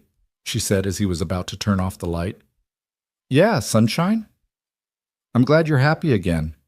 Evan's throat tightened. "Me too, baby. Me too." After she fell asleep, Evan sat alone in the dark living room and finally let himself fall apart. All the fear, all the stress, all the months of terror came pouring out in great heaving sobs that he muffled with a pillow so he wouldn't wake Maddie. He'd been so close to losing everything, so close to prison, to being separated from his daughter, to having his entire life destroyed by a man who saw him as nothing more than a convenient scapegoat. But he'd been saved. By forensic evidence, yes. By Dr. Mitchell's expertise, absolutely. But also by Judge Marin Caldwell, who had questioned everything, who had demanded authentication, who had seen through Victor's lies with precision that felt personal. Evan pulled out her business card again, the embossed letters familiar now. He stared at it for a long time, wondering if he'd ever get a chance to thank her, wondering if she even wanted to be thanked, wondering if that tiny smile in the courtroom meant what he hoped it meant. The next week passed in a strange, dreamlike haze. The story exploded in local news. Local businessman accused of framing employee and judge exposes corporate embezzlement scheme dominated headlines. Victor Hale was formally charged with embezzlement, evidence tampering, and fraud. His empire began to crumble as investors fled and employees came forward with stories of corruption. Evan was vindicated. Completely, publicly, unquestionably vindicated. But he felt unmoored. For months, his entire existence had revolved around survival, around fighting the charges, around protecting Maddie. Now that it was over, he didn't know what to do with himself. He quit his job at the warehouse, couldn't stand to be in that building anymore, and found new work at a small auto repair shop that paid better and had reasonable hours. The owner, a gruff man named Bill, who'd read about Evan's case in the paper, hired him on the spot. "Anyone who stops in a rainstorm to help a stranger is someone I want on my team," Bill said, referencing the detail that had made it into several news articles. Evan settled into the new routine: morning drop-off with Maddie, work at the shop, fixing cars and actually using the skills his late father had taught him, evening pickup, dinner, Homework, stories, sleep, simple, normal, good. But something was missing. He couldn't stop thinking about Judge Caldwell, about how she'd systematically dismantled the prosecution's case, about how she'd looked at him in that courtroom, not with pity, but with something that felt like understanding, about that tiny smile that haunted his dreams. 2 weeks after the charges were dismissed, Evan found himself standing outside the hardware store near his apartment, staring at a display of battery terminals and jumper cables. He'd come here for work supplies. Bill had asked him to pick up some tools, but his mind was elsewhere. "Do you know where the battery connectors are?" The voice froze him in place. He knew that voice. Had heard it in the rain, in the courtroom, in his dreams. Evan turned slowly. Judge Maren Caldwell stood 3 feet away, wearing jeans and a simple blue sweater, her hair down around her shoulders instead of pulled back in that severe professional style. She looked younger somehow, softer, real. She was smiling. "Hello, Evan," she said quietly. "Judge Caldwell." His voice came out strangled. What are you doing here?" "Shopping, same as you. And please, call me Maren. I'm not on the bench right now." She gestured at the aisle around them. "I really do need battery connectors, actually. My car's been acting up, and I thought I should keep supplies on hand. You know, in case I get stranded in a storm again." There was something in her tone, something playful, something that made Evan's heart race. "You knew," he said, "in the courtroom, that first day. You recognized me." Maren's smile widened. "The second you walked in, I nearly fell out of my chair. But you didn't say anything. You acted like I was doing my job." She stepped closer, her voice dropping. "Evan, I couldn't acknowledge that I knew you. It would have been grounds for recusal. The case would have been transferred to another judge, and given the evidence I saw, I wasn't confident anyone else would have caught the problems I did. So you stayed on the case because I knew what kind of man you were." Maren's eyes were intense, searching his face. "I spent 5 minutes with you in the rain, Evan. 5 minutes. And I saw someone exhausted, probably struggling, definitely having a terrible night, who still stopped to help a stranger. Someone who refused payment. Someone who fixed my car with worn-out tools and wouldn't accept so much as a thank you." She paused. "When I saw you in that courtroom, accused of theft, I knew something was wrong. I knew it in my bones. So you, what? Bent the rules for me?" "I followed the rules," Maren corrected gently. "I demanded proper authentication of evidence, which is standard judicial practice. I required forensic examination, which any good judge would have required given the circumstances. I did my job, Evan. I just did it very, very carefully. Because of that night." "Because of that night," she agreed. "Because I knew the prosecution was wrong about you, and I wasn't going to let an innocent man go to prison if I could prevent it." Evan's hands were shaking. He shoved them in his pockets. "You risked your career for me." "I risked nothing. I followed procedure." "Maren, okay, fine." She laughed, and it was that same bright sound from the storm. "Maybe I bent a few things. Maybe I pushed harder than I normally would have. Maybe I called in some favors to get Dr. Mitchell assigned to your case because I knew she was the best and would find the truth." Her expression turned serious. "But I would do it again, Evan, in a heartbeat. Because that night in the rain, you showed me something I don't see often enough in my courtroom. Basic human decency. Kindness without expectation of reward. And I wasn't going to let Victor Hale destroy that." They stood there in the middle of the hardware store, surrounded by tools and paint cans and fluorescent lights, and Evan felt something shift in his chest, something that felt dangerously like hope mixed with something deeper. "I wanted to thank you," he said, "after the trial, but I didn't know how, didn't know if I should." "You can thank me now." Maren tilted her head. "Maybe over coffee, if you're interested." "I have to pick up my daughter from school in an hour." "Then coffee will have to be quick, or—" She hesitated, suddenly looking uncertain.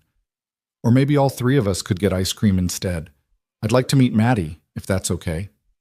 Evan's throat was so tight he could barely speak. "You want to meet my daughter?"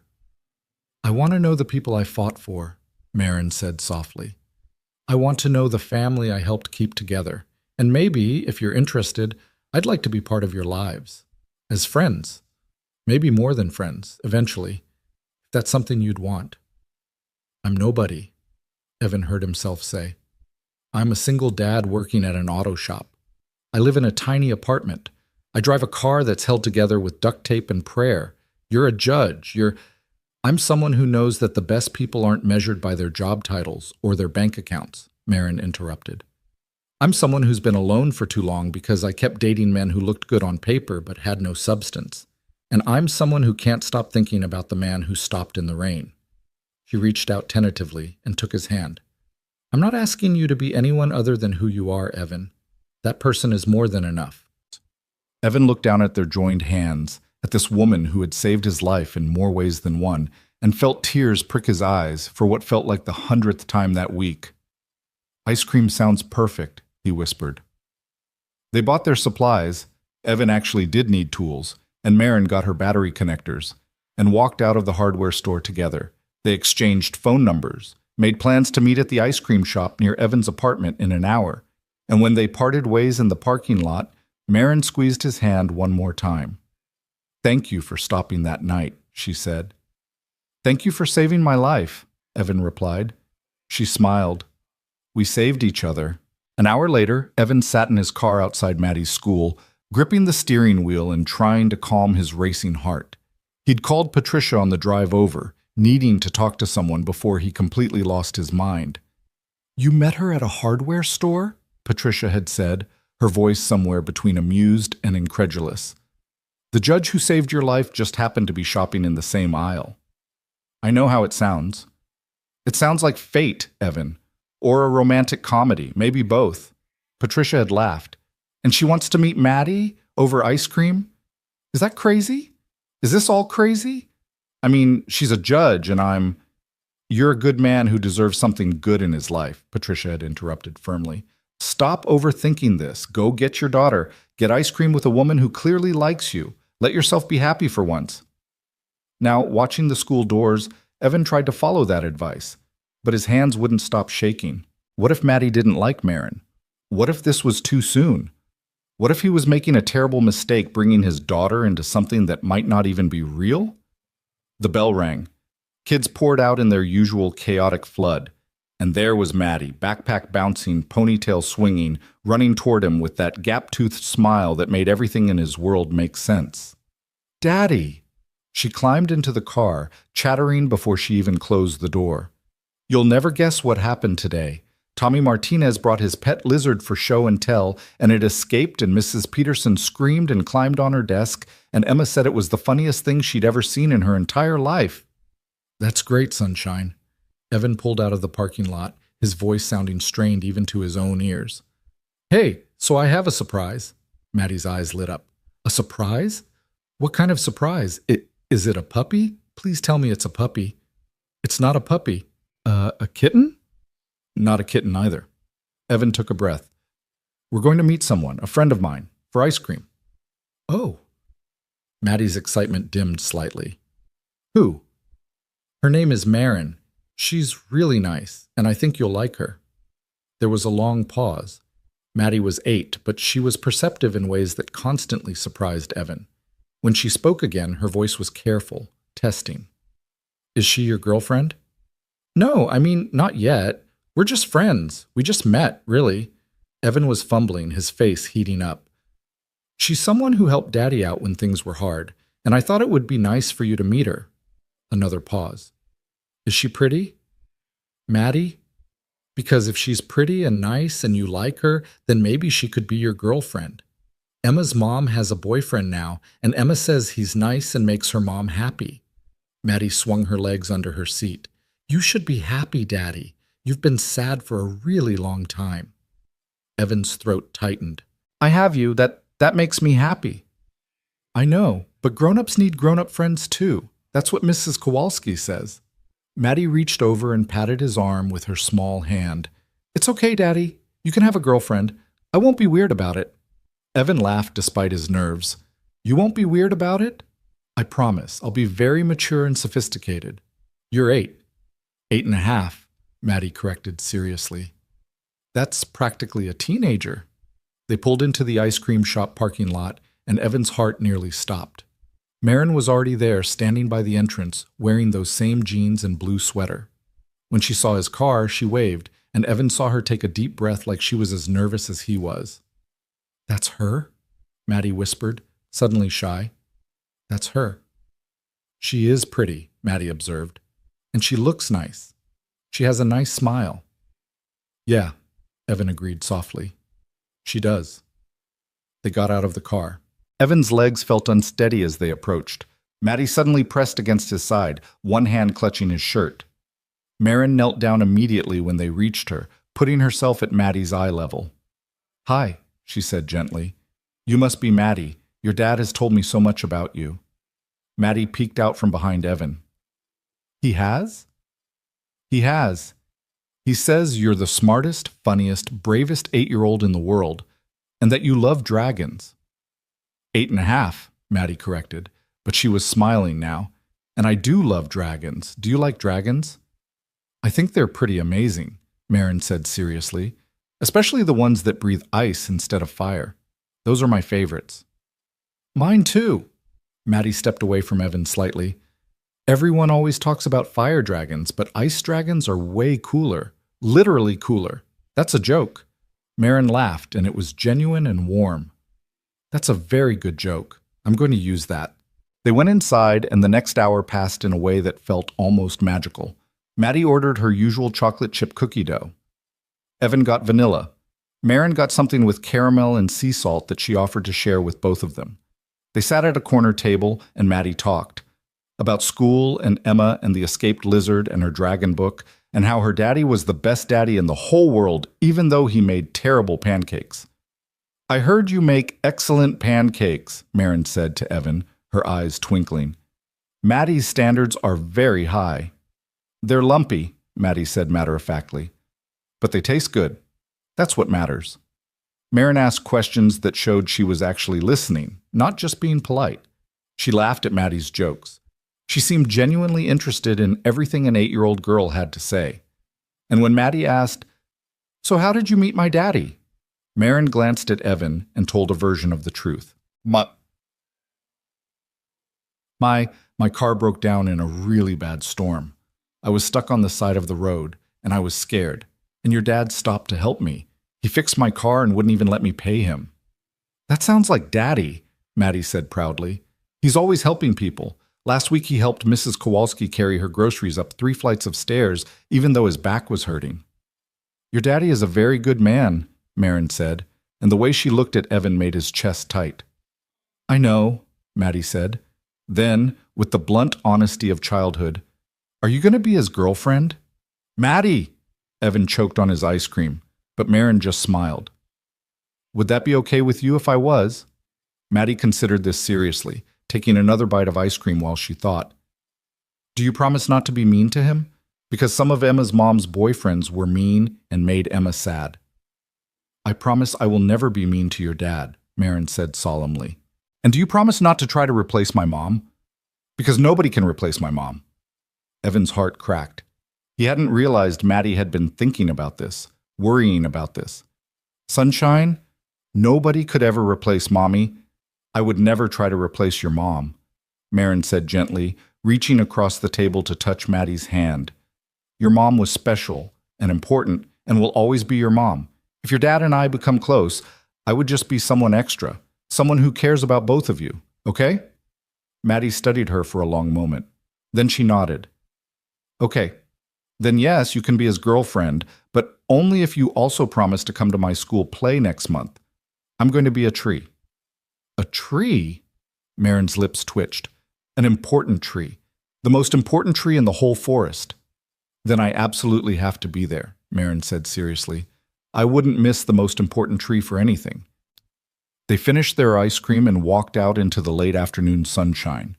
Maddie skipped ahead to look at a dog tied up outside the neighboring store, giving Evan and Marin a moment of relative privacy. "She's wonderful," Marin said softly. "You've done an incredible job with her, Evan."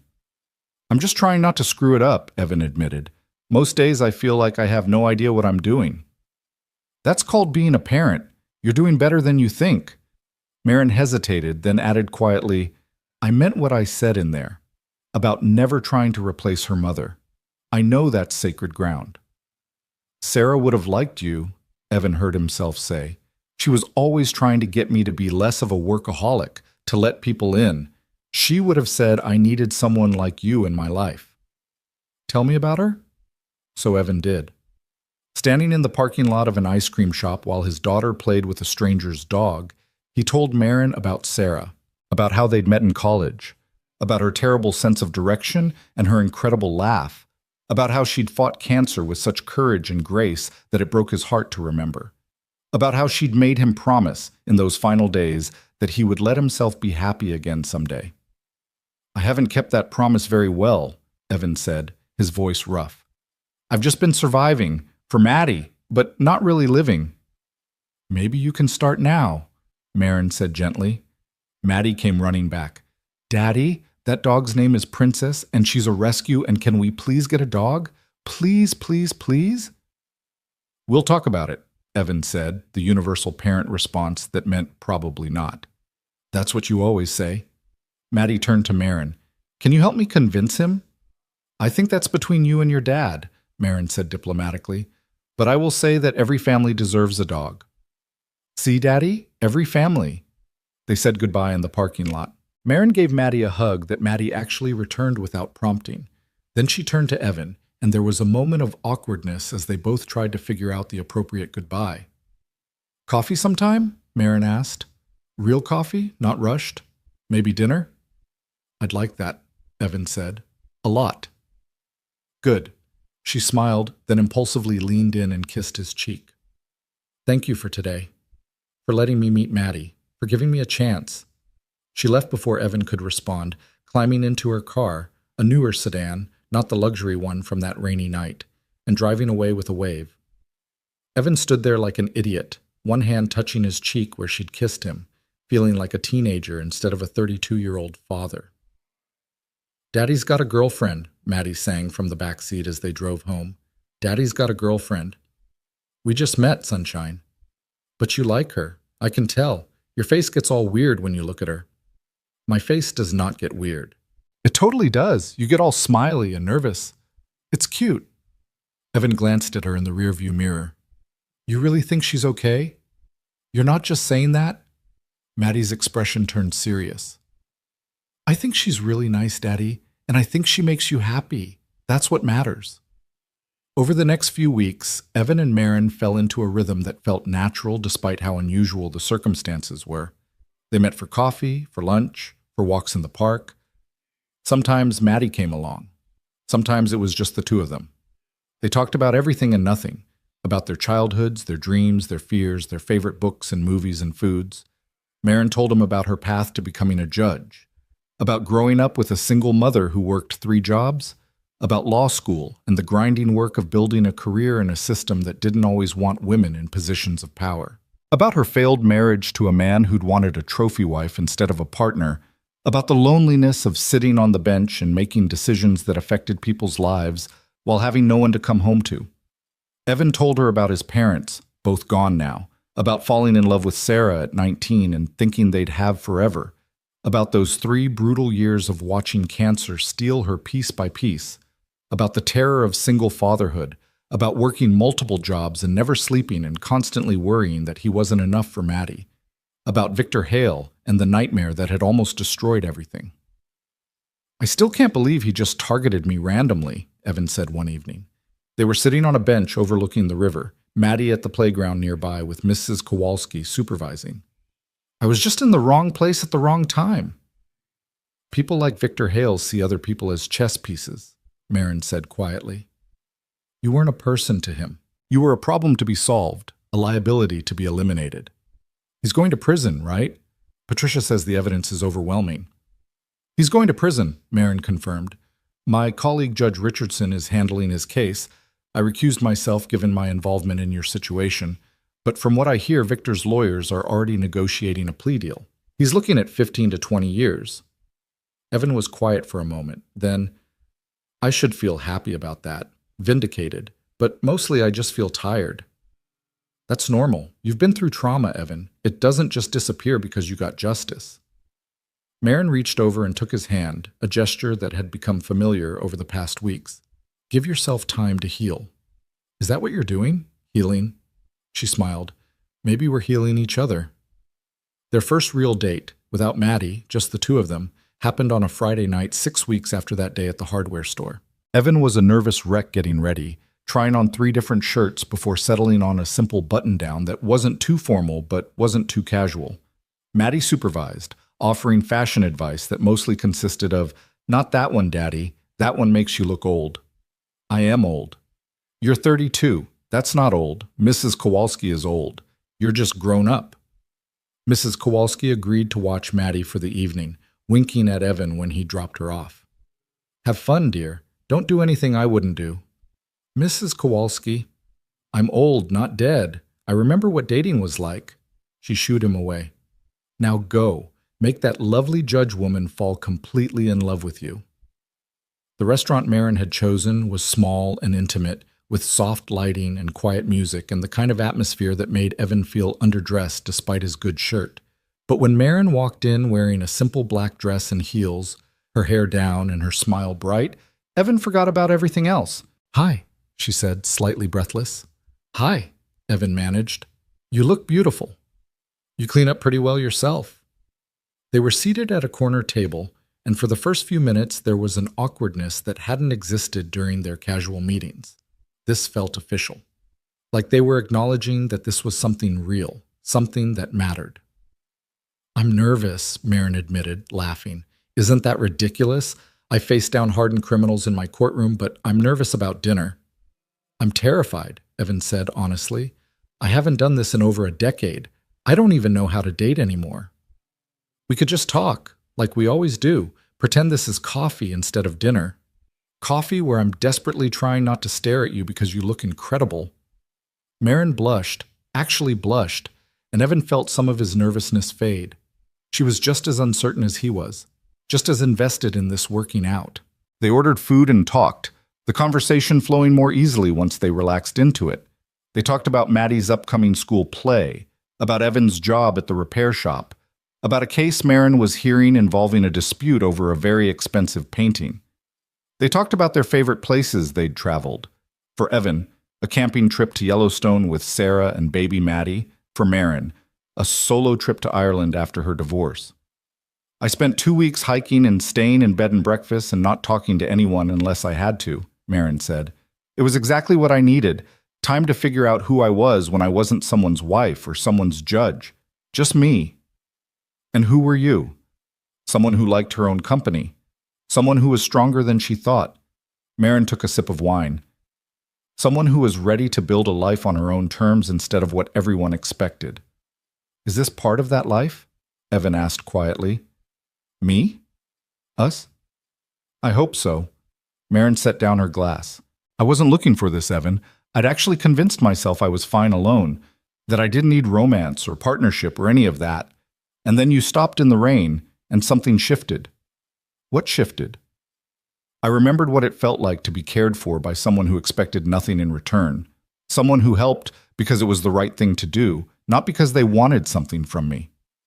She reached across the table, her fingers finding his. "And then I saw you in my courtroom, this good man being destroyed by a system that was failing him, and I couldn't just sit back and watch it happen." "You saved my life," Evan said, his voice rough. "You saved mine first. That night in the rain? I wasn't just stranded, Evan. I was coming from a terrible day.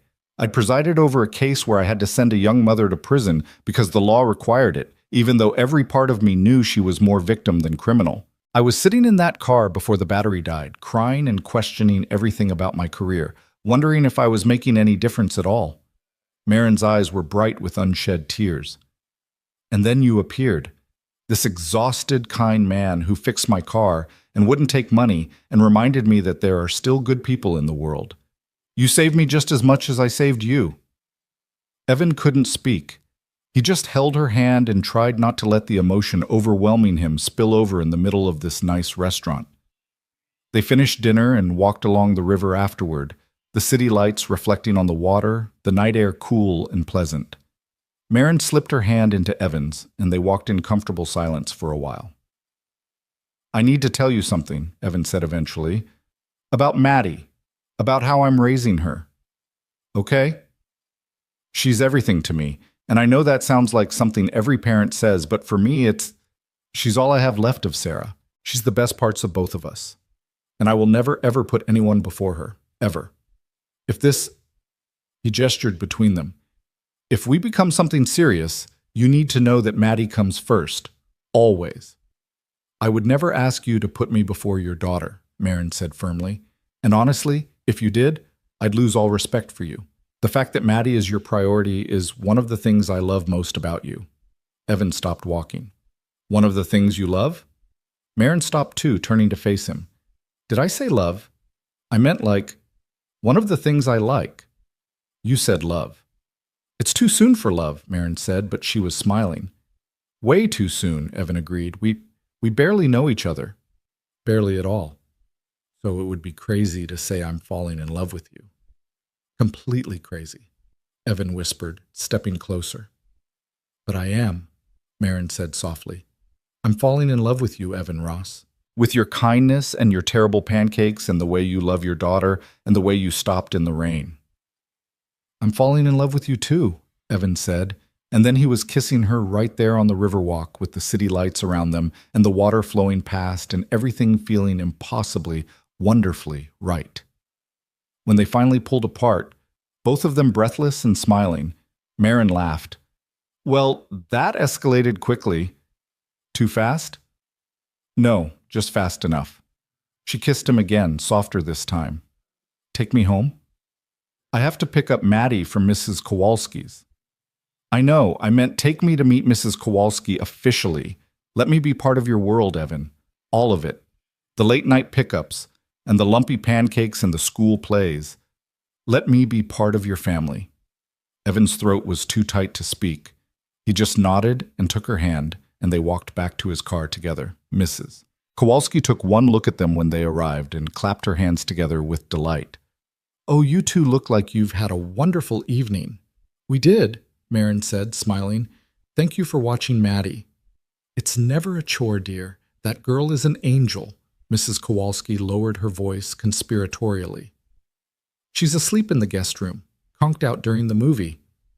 They found Maddie curled up on Mrs. Kowalski's floral couch, Mr. Whiskers tucked under her chin, completely dead to the world. Evan bent to pick her up, but Marin touched his arm. "Let me help. We'll carry her together." They did, Marin supporting Maddie's legs while Evan carried her shoulders, the three of them navigating the hallway to Evan's apartment like a tiny, imperfect unit. They got Maddie into bed without waking her, and then they stood in the doorway together, watching her sleep. "She's so beautiful," Marin whispered. "She's my whole world," Evan replied. "I know, and I want to be part of that world, if you'll let me." Evan turned to look at her, this woman who had appeared in his life during the worst storm he'd ever faced and somehow become his anchor. "Yeah," he said softly. "Yeah, I think I'd like that a lot."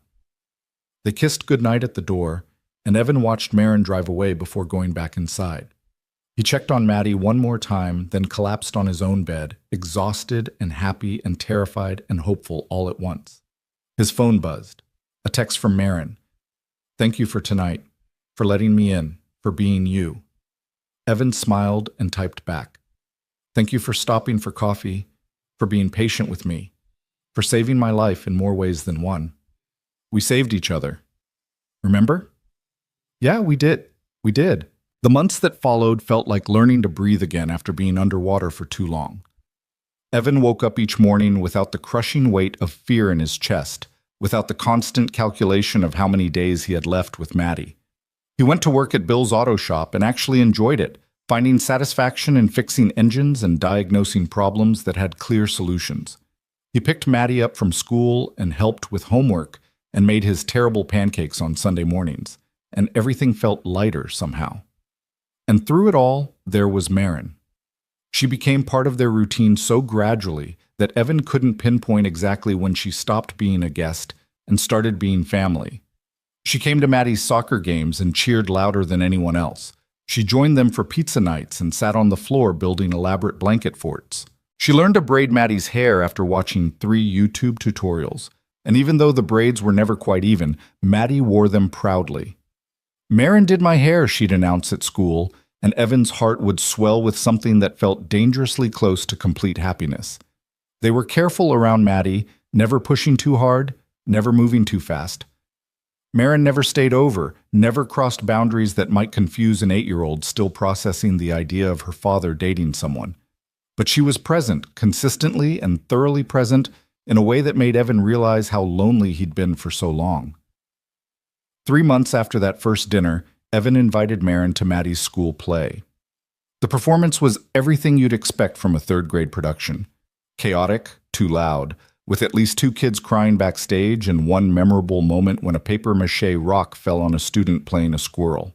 But when Maddie appeared as her tree, standing completely still with her arms stretched out like branches, her face serious with concentration, Evan felt tears prick his eyes. "She's the best tree I've ever seen," Marin whispered, her hand finding his in the dark auditorium. "She's perfect," Evan agreed. After the play, they took Maddie out for ice cream to celebrate.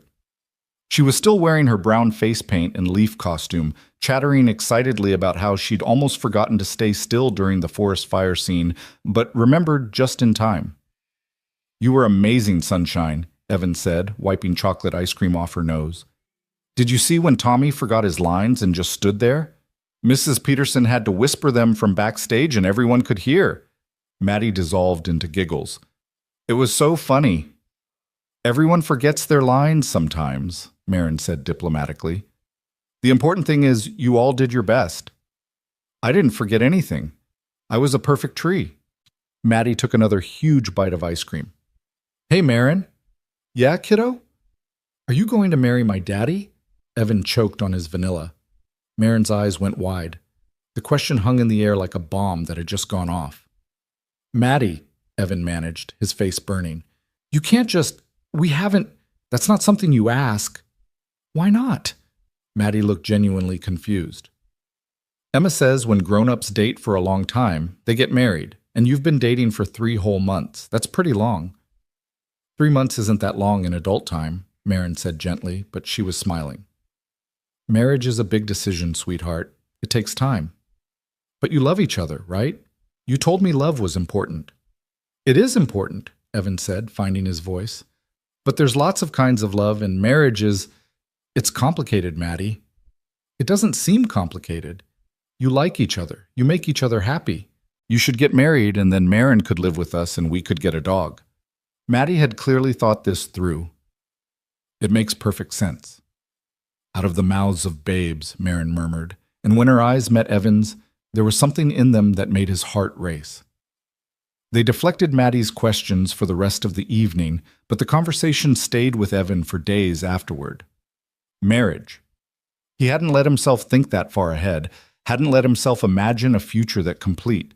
But now that Maddie had planted the seed, he couldn't stop thinking about it. What would it be like to wake up next to Marin every morning? To build a life with her that wasn't just borrowed moments between his responsibilities?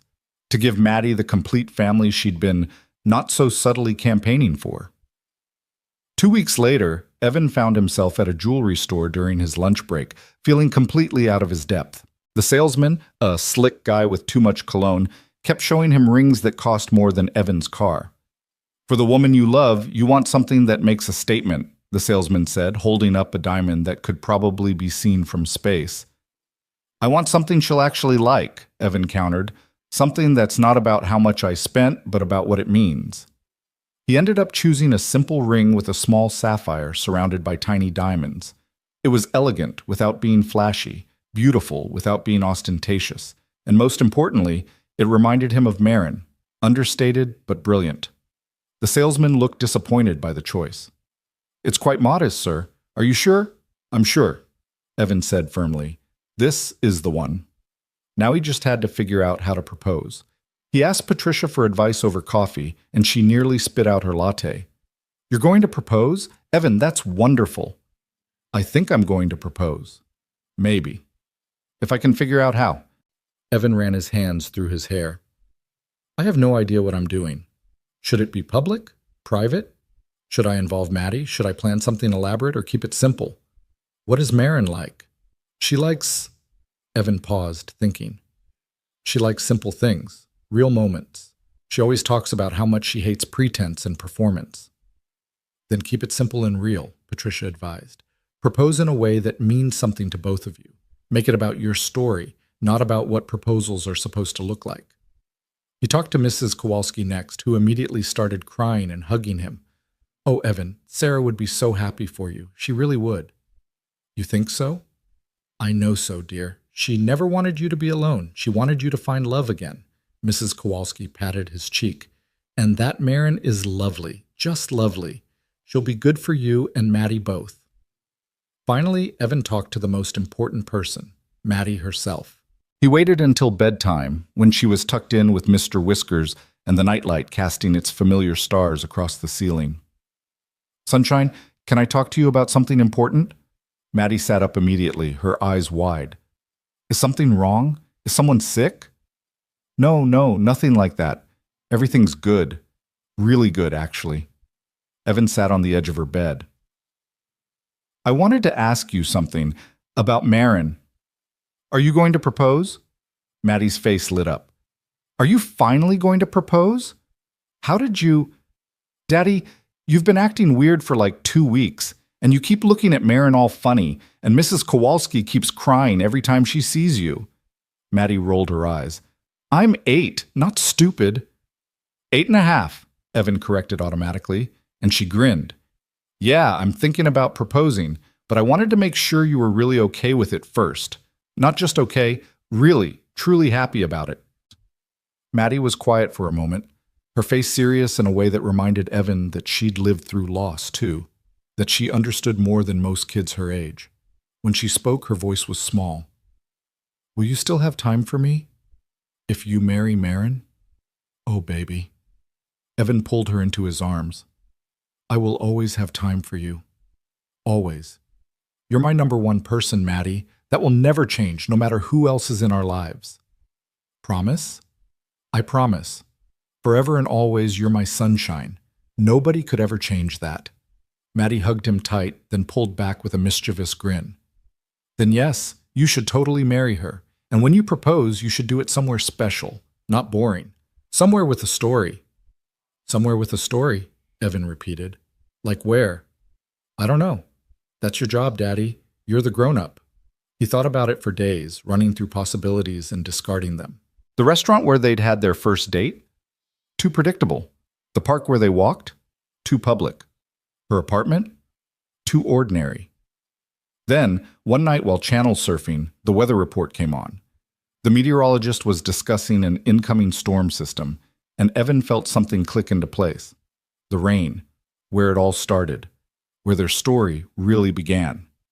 He spent the next week watching weather forecasts obsessively, waiting for the right conditions.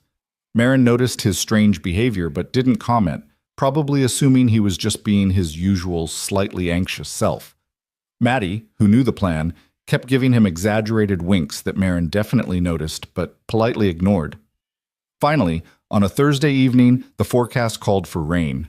Not a violent storm like that night months ago, but steady rainfall that would last through the evening. It was perfect. Evan called Marin. Hey, are you free tonight? I am. Were you thinking dinner? Actually, I was thinking something different. Can you meet me at Miller's Point around 7? There was a pause. Miller's Point? That's the overlook near where I found you that night. Yeah. Another pause, longer this time. Evan, is everything okay? Everything's perfect. Just trust me. Always, Marin said softly. Evan arranged for Mrs. Kowalski to watch Maddie, though his daughter was bursting with the secret. Don't tell her, Maddie whispered loudly as Evan left. It's a surprise. I won't, Mrs. Kowalski promised, winking at Evan. The rain started just as Evan pulled onto the highway. It was gentle, steady, the kind of rain that felt cleansing rather than violent. He drove to Miller's Point, his heart hammering in his chest, the ring box burning a hole in his pocket.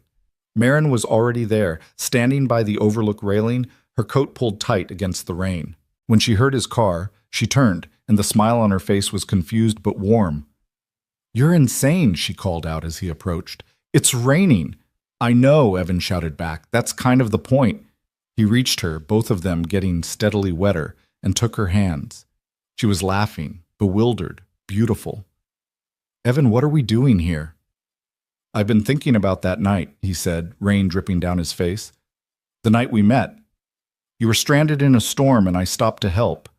We were both at our lowest points, me terrified about the trial, you questioning your entire career.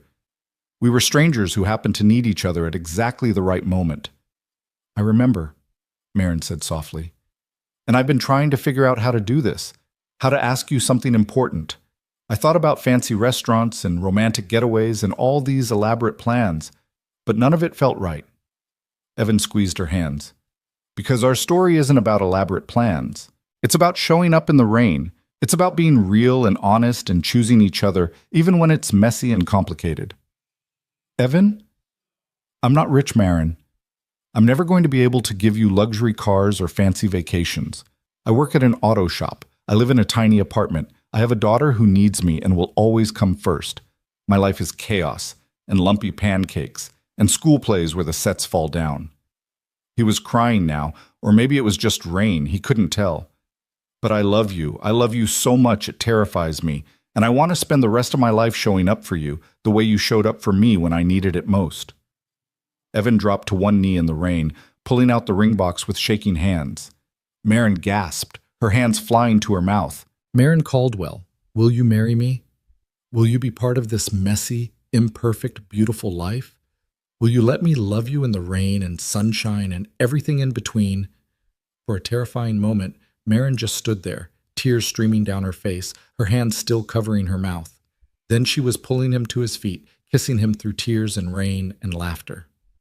"Yes," she said against his lips. "Yes, yes, yes, you ridiculous man. Yes, I'll marry you." Evan slipped the ring on her finger with hands that wouldn't stop shaking. It fit perfectly. Everything fit perfectly. They stood there in the rain, holding each other, and Evan felt something he hadn't felt in years. Complete certainty that everything was going to be okay. More than okay. Everything was going to be wonderful. "Maddie's going to lose her mind," Maren said, laughing. "She's been hinting about this for weeks. She helped me plan it. Well, she told me to propose somewhere with a story, and this was the best story I could think of." "It's perfect." Maren held up her hand, admiring the ring in the dim light from the street lamps.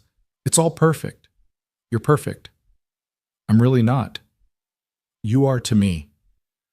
They drove back to Evan's apartment together, Maren following in her car, both of them soaked through and grinning like idiots. Mrs. Kowalski took one look at them and started crying again. Maddie came running out, saw the ring on Maren's finger, and screamed loud enough to wake the entire building. "You said yes! You said yes! I'm going to have a new mom!" "Stepmom," Maren corrected gently, but she was smiling through tears. "Your mom will always be your mom. But yeah, kiddo, I said yes." Maddie launched herself at both of them, wrapping her arms around their waists. "This is the best day ever. Can we get a dog now?" "Maddie," Evan started. "We'll talk about the dog," Maren said, laughing. "But not tonight. Tonight, we celebrate." They ordered pizza and ate it on the living room floor, Maddie chattering excitedly about wedding plans. She had opinions about everything. The dress should be blue, not white, because white was boring. The wedding should be outside. There should definitely be a chocolate fountain, and Mr. Whiskers should be the ring bearer. "Mr. Whiskers is a stuffed cat," Evan pointed out. "Exactly. He's very responsible." Later, after Maddie was asleep and Mrs. Kowalski had gone home, Evan and Maren sat together on the old couch, her head on his shoulder, his arm around her waist. "Are you sure about this?" Evan asked quietly. "About me? About Maddie? About this whole messy package?" "I've never been more sure of anything," Maren replied. "You and Maddie are the best thing that ever happened to me, Evan.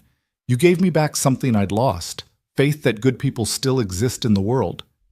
You saved my life. You saved mine first." She twisted the ring on her finger. "We saved each other, and now we get to build something new together." The wedding planning took over their lives for the next 6 months. Maddie appointed herself chief wedding coordinator, a role she took very seriously. She made lists, drew pictures of how everything should look, and regularly informed them when their ideas were not magical enough. They kept it simple despite Maddie's elaborate visions. A small ceremony in the park where they'd walked together so many times. Close friends and family only. Patricia as Evan's best person, one of Marin's law school friends as her maid of honor. And Maddie, of course, as the flower girl, a role she'd been practicing for since the engagement. 2 weeks before the wedding, Evan got a call from Patricia. Victor Hale had taken a plea deal, 15 years in federal prison for embezzlement, wire fraud, and evidence tampering. It was over. Completely. Finally. Over. He tried to make a statement at the sentencing, Patricia told him. Said he was the real victim, that he'd been set up. Judge Richardson shut him down immediately. Told him to take responsibility for once in his life. Good, Evan said. He was surprised to find he felt nothing but relief. No anger, no vindictiveness. Just gratitude that Victor could never hurt anyone else the way he'd tried to hurt Evan. There's something else, Patricia added. Several of Victor's former employees have come forward with similar stories. Apparently you weren't the first person he tried to frame. The district attorney is investigating at least 3 other cases. Jesus. Yeah, you stopping him, you fighting back instead of taking that plea deal. It probably saved other people from the same fate. Patricia's voice was warm. You're a hero, Evan, whether you feel like one or not. Evan didn't feel like a hero. He felt like a man who'd gotten impossibly lucky, who'd stopped in the rain at exactly the right moment and somehow been rewarded with everything he'd ever wanted. The day of the wedding arrived with perfect autumn weather, sunny but cool, with leaves turning gold and red in the trees around the park. Evan stood at the makeshift altar, wearing a new suit that actually fit him, his hands shaking as he watched guests arrive. Bill from the auto shop was there, looking uncomfortable in dress clothes but grinning widely. Mrs. Kowalski sat in the front row, crying before the ceremony even started. Patricia stood beside Evan, looking professional and proud. And then the music started, and Maddie appeared. She'd insisted on wearing a blue dress to match what she'd decided Marin should wear. She carried a basket of flower petals and walked down the aisle with exaggerated seriousness, carefully dropping petals in a pattern she'd obviously practiced. When she reached the altar, she gave Evan 2 thumbs up and a huge grin before taking her seat. Then Marin appeared, and Evan forgot how to breathe. She wore a simple blue dress, just like Maddie had demanded, her hair loose around her shoulders. Her smile so bright it put the autumn sun to shame. She walked toward him without music, without ceremony, just walking toward the man she loved with certainty in every step. When she reached him, Evan took her hands and had to clear his throat 3 times before he could speak. The ceremony was short, the vows traditional with a few personal additions. Evan promised to always stop in the rain for her. Marin promised to use her magic gavel for good. They both promised to love Maddie and give her the family she deserved. When the officiant said, "You may kiss the bride," Maddie shouted, "Finally!" loud enough that the entire gathering burst into laughter. Evan kissed Marin anyway, and it felt like coming home. The reception was casual, tables set up in the park, a local band playing, food from their favorite restaurants.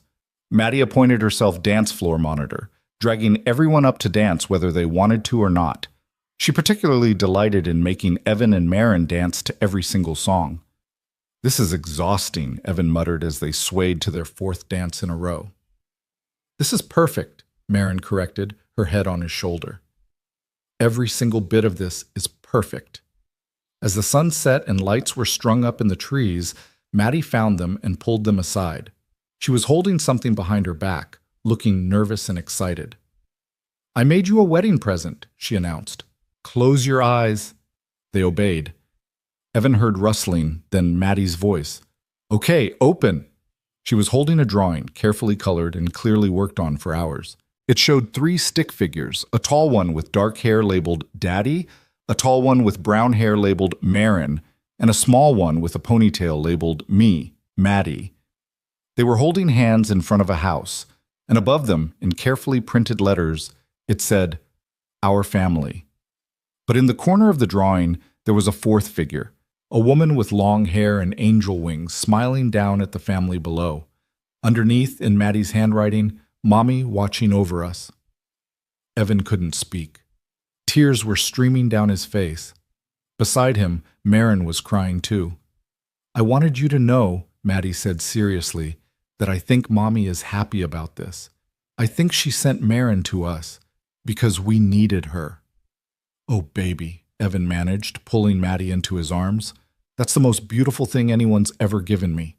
Marin joined the hug, the three of them holding each other as the party continued around them.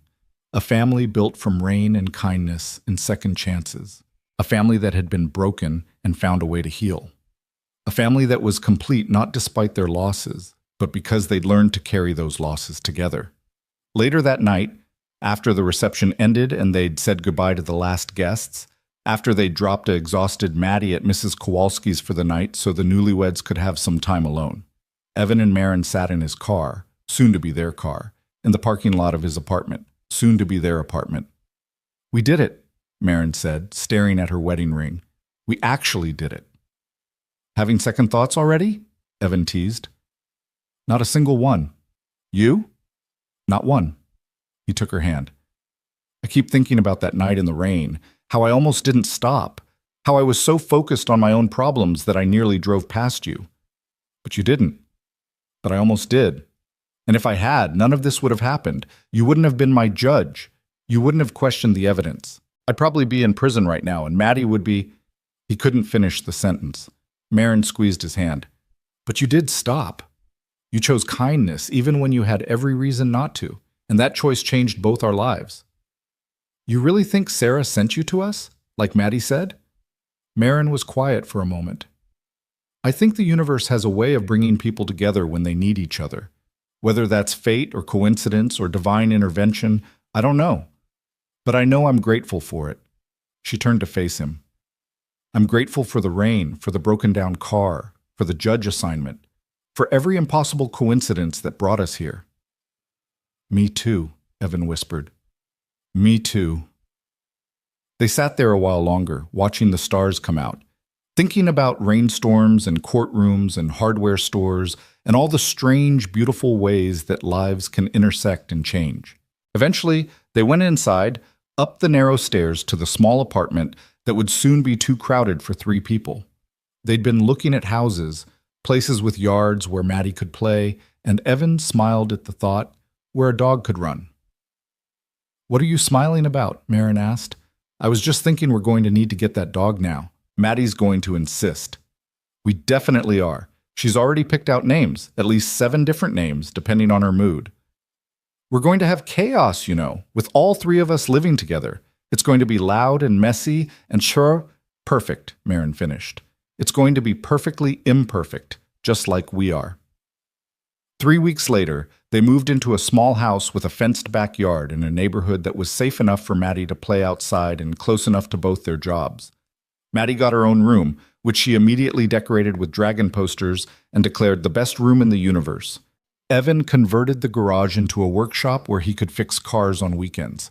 Marin set up a home office where she could review case files away from the courthouse.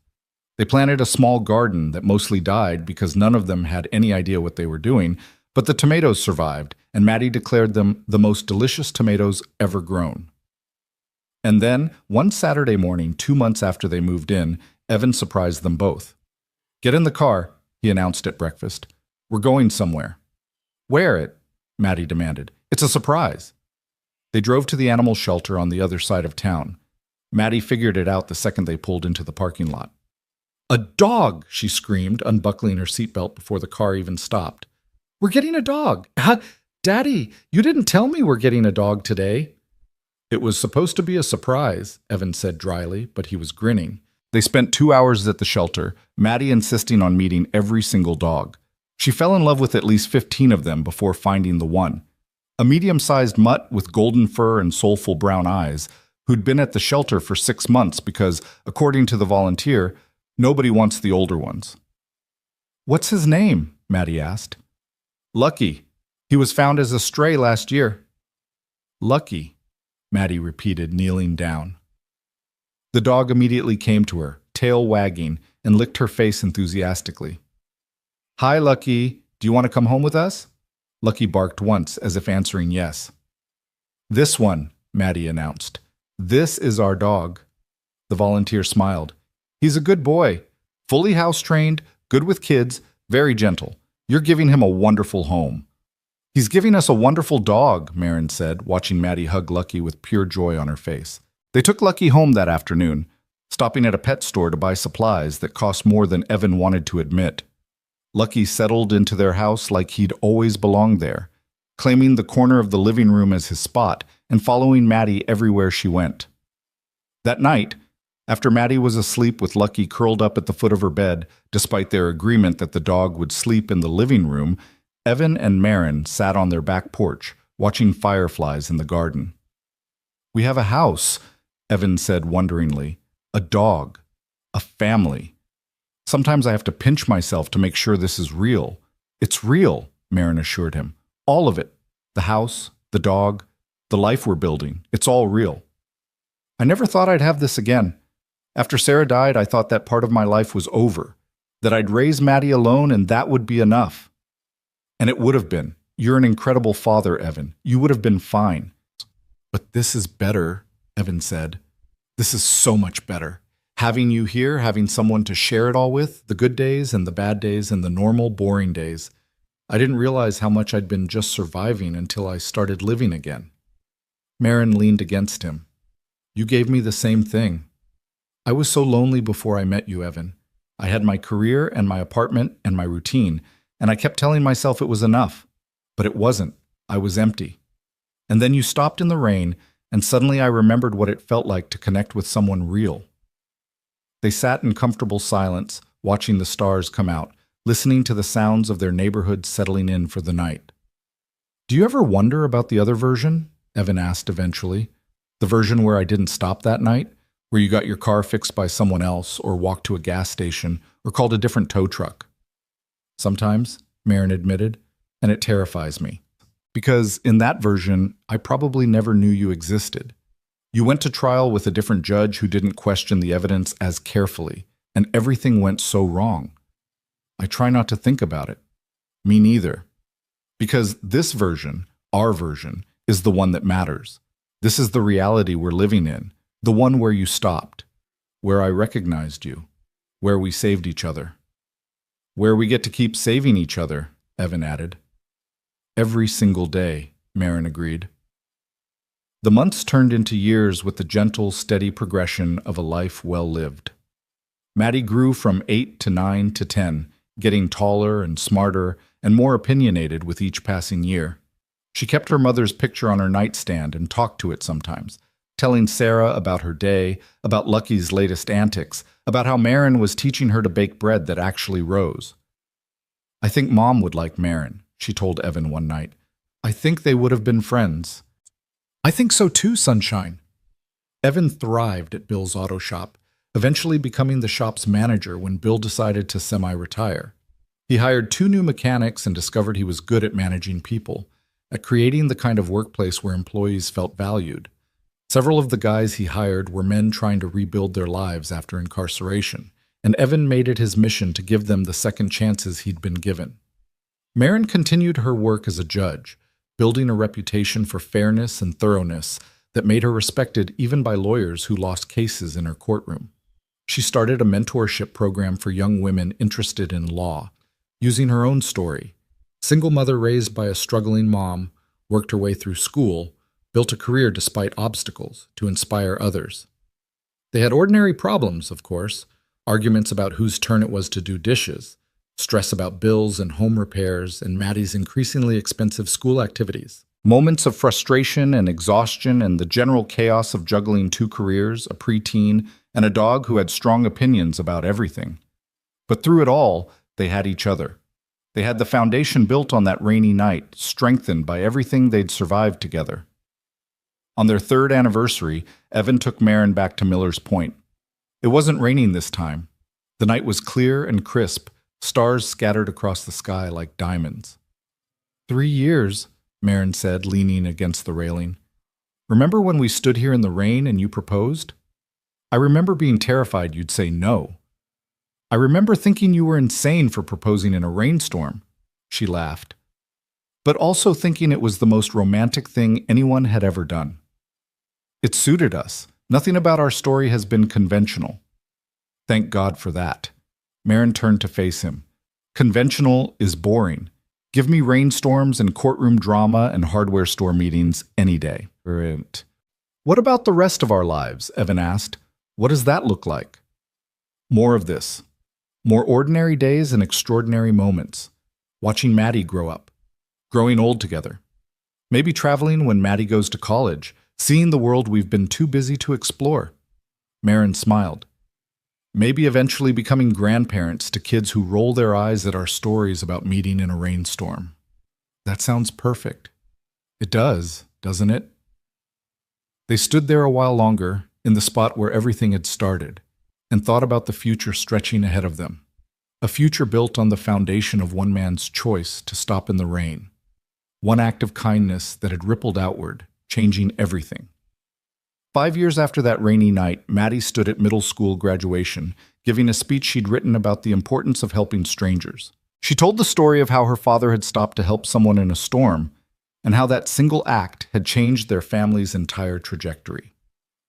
We never know how one small choice might affect our lives, she said, reading from her carefully prepared notes. My dad didn't know that helping a stranded motorist would lead to meeting my stepmom. He didn't know it would give us our dog Lucky, or our house, or this whole life we have now. He just knew someone needed help, and he chose to stop. She looked up from her notes, finding Evan and Marin in the audience.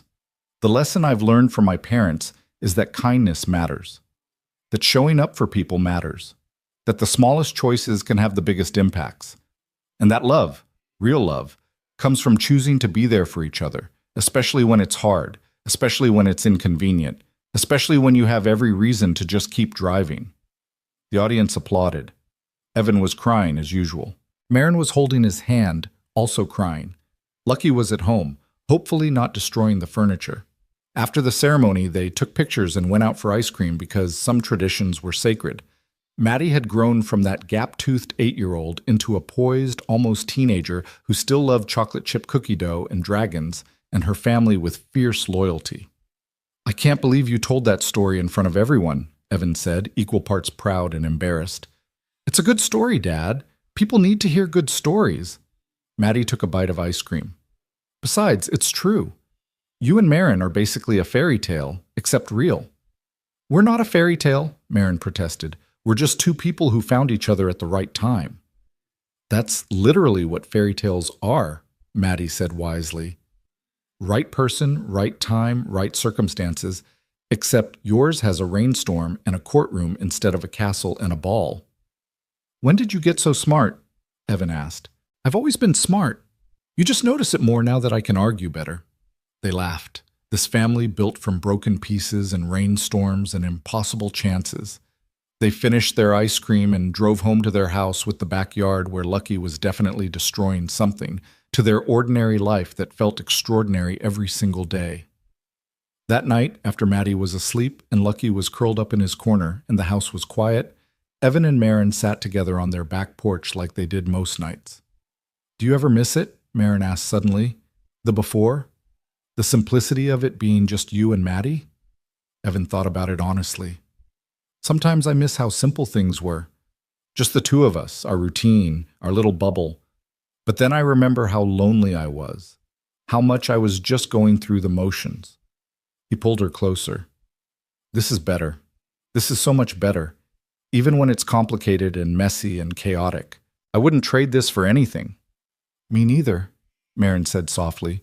You and Maddie gave me a family I never thought I'd have, a home that's more than just a place. A life that matters beyond my courtroom. We saved each other. Evan repeated the phrase that had become their truth. We did. And we keep saving each other every single day. They sat in the comfortable silence of people who'd learned each other's rhythms, who'd weathered storms together and come out stronger. Above them, the stars wheeled across the sky. The same stars that had witnessed a broken-down car on a rainy night years ago. A terrified father and a stranded judge who'd found each other in the chaos. Inside, Maddie slept soundly, dreaming whatever dreams 13-year-olds dream, secure in the knowledge that she was loved and safe and part of something unbreakable. Lucky dozed in his corner, one ear twitching at the sound of a distant siren. The house settled into its nighttime creaks and groans, holding this family in its walls like a promise. And on the back porch, Evan and Marin held hands and watched the fireflies dance in the garden they'd planted together, thinking about rainstorms and courtrooms and hardware stores and all the impossible moments that had led them here, to this life, this family, this perfect, imperfect, extraordinary, ordinary existence. To home. Their story had started in a storm, built through a trial, and bloomed into something neither of them could have imagined. And it would continue, day by ordinary day, through all the moments big and small that make up a life well lived. Because sometimes the best stories don't end in grand gestures or dramatic conclusions. Sometimes they just continue, steady and sure and filled with love, like rain falling on thirsty ground. Like a man who stopped to help a stranger. Like a judge who questioned everything. Like a little girl who believed in magic. Like a family built from kindness, courage, and the simple choice to show up for each other, again and again and again. Their story didn't need a sequel. It was complete in its continuation, perfect in its imperfection, extraordinary in its ordinariness. And if you asked any of them, Evan with his grease-stained hands and his terrible pancakes, Marin with her gavel and her fierce sense of justice, Maddie with her dragons and her wisdom beyond her years, they would all tell you the same thing. That sometimes the best thing you can do is stop in the rain, because you never know who might be waiting there, in the storm, at the exact moment when both of your lives are about to change forever.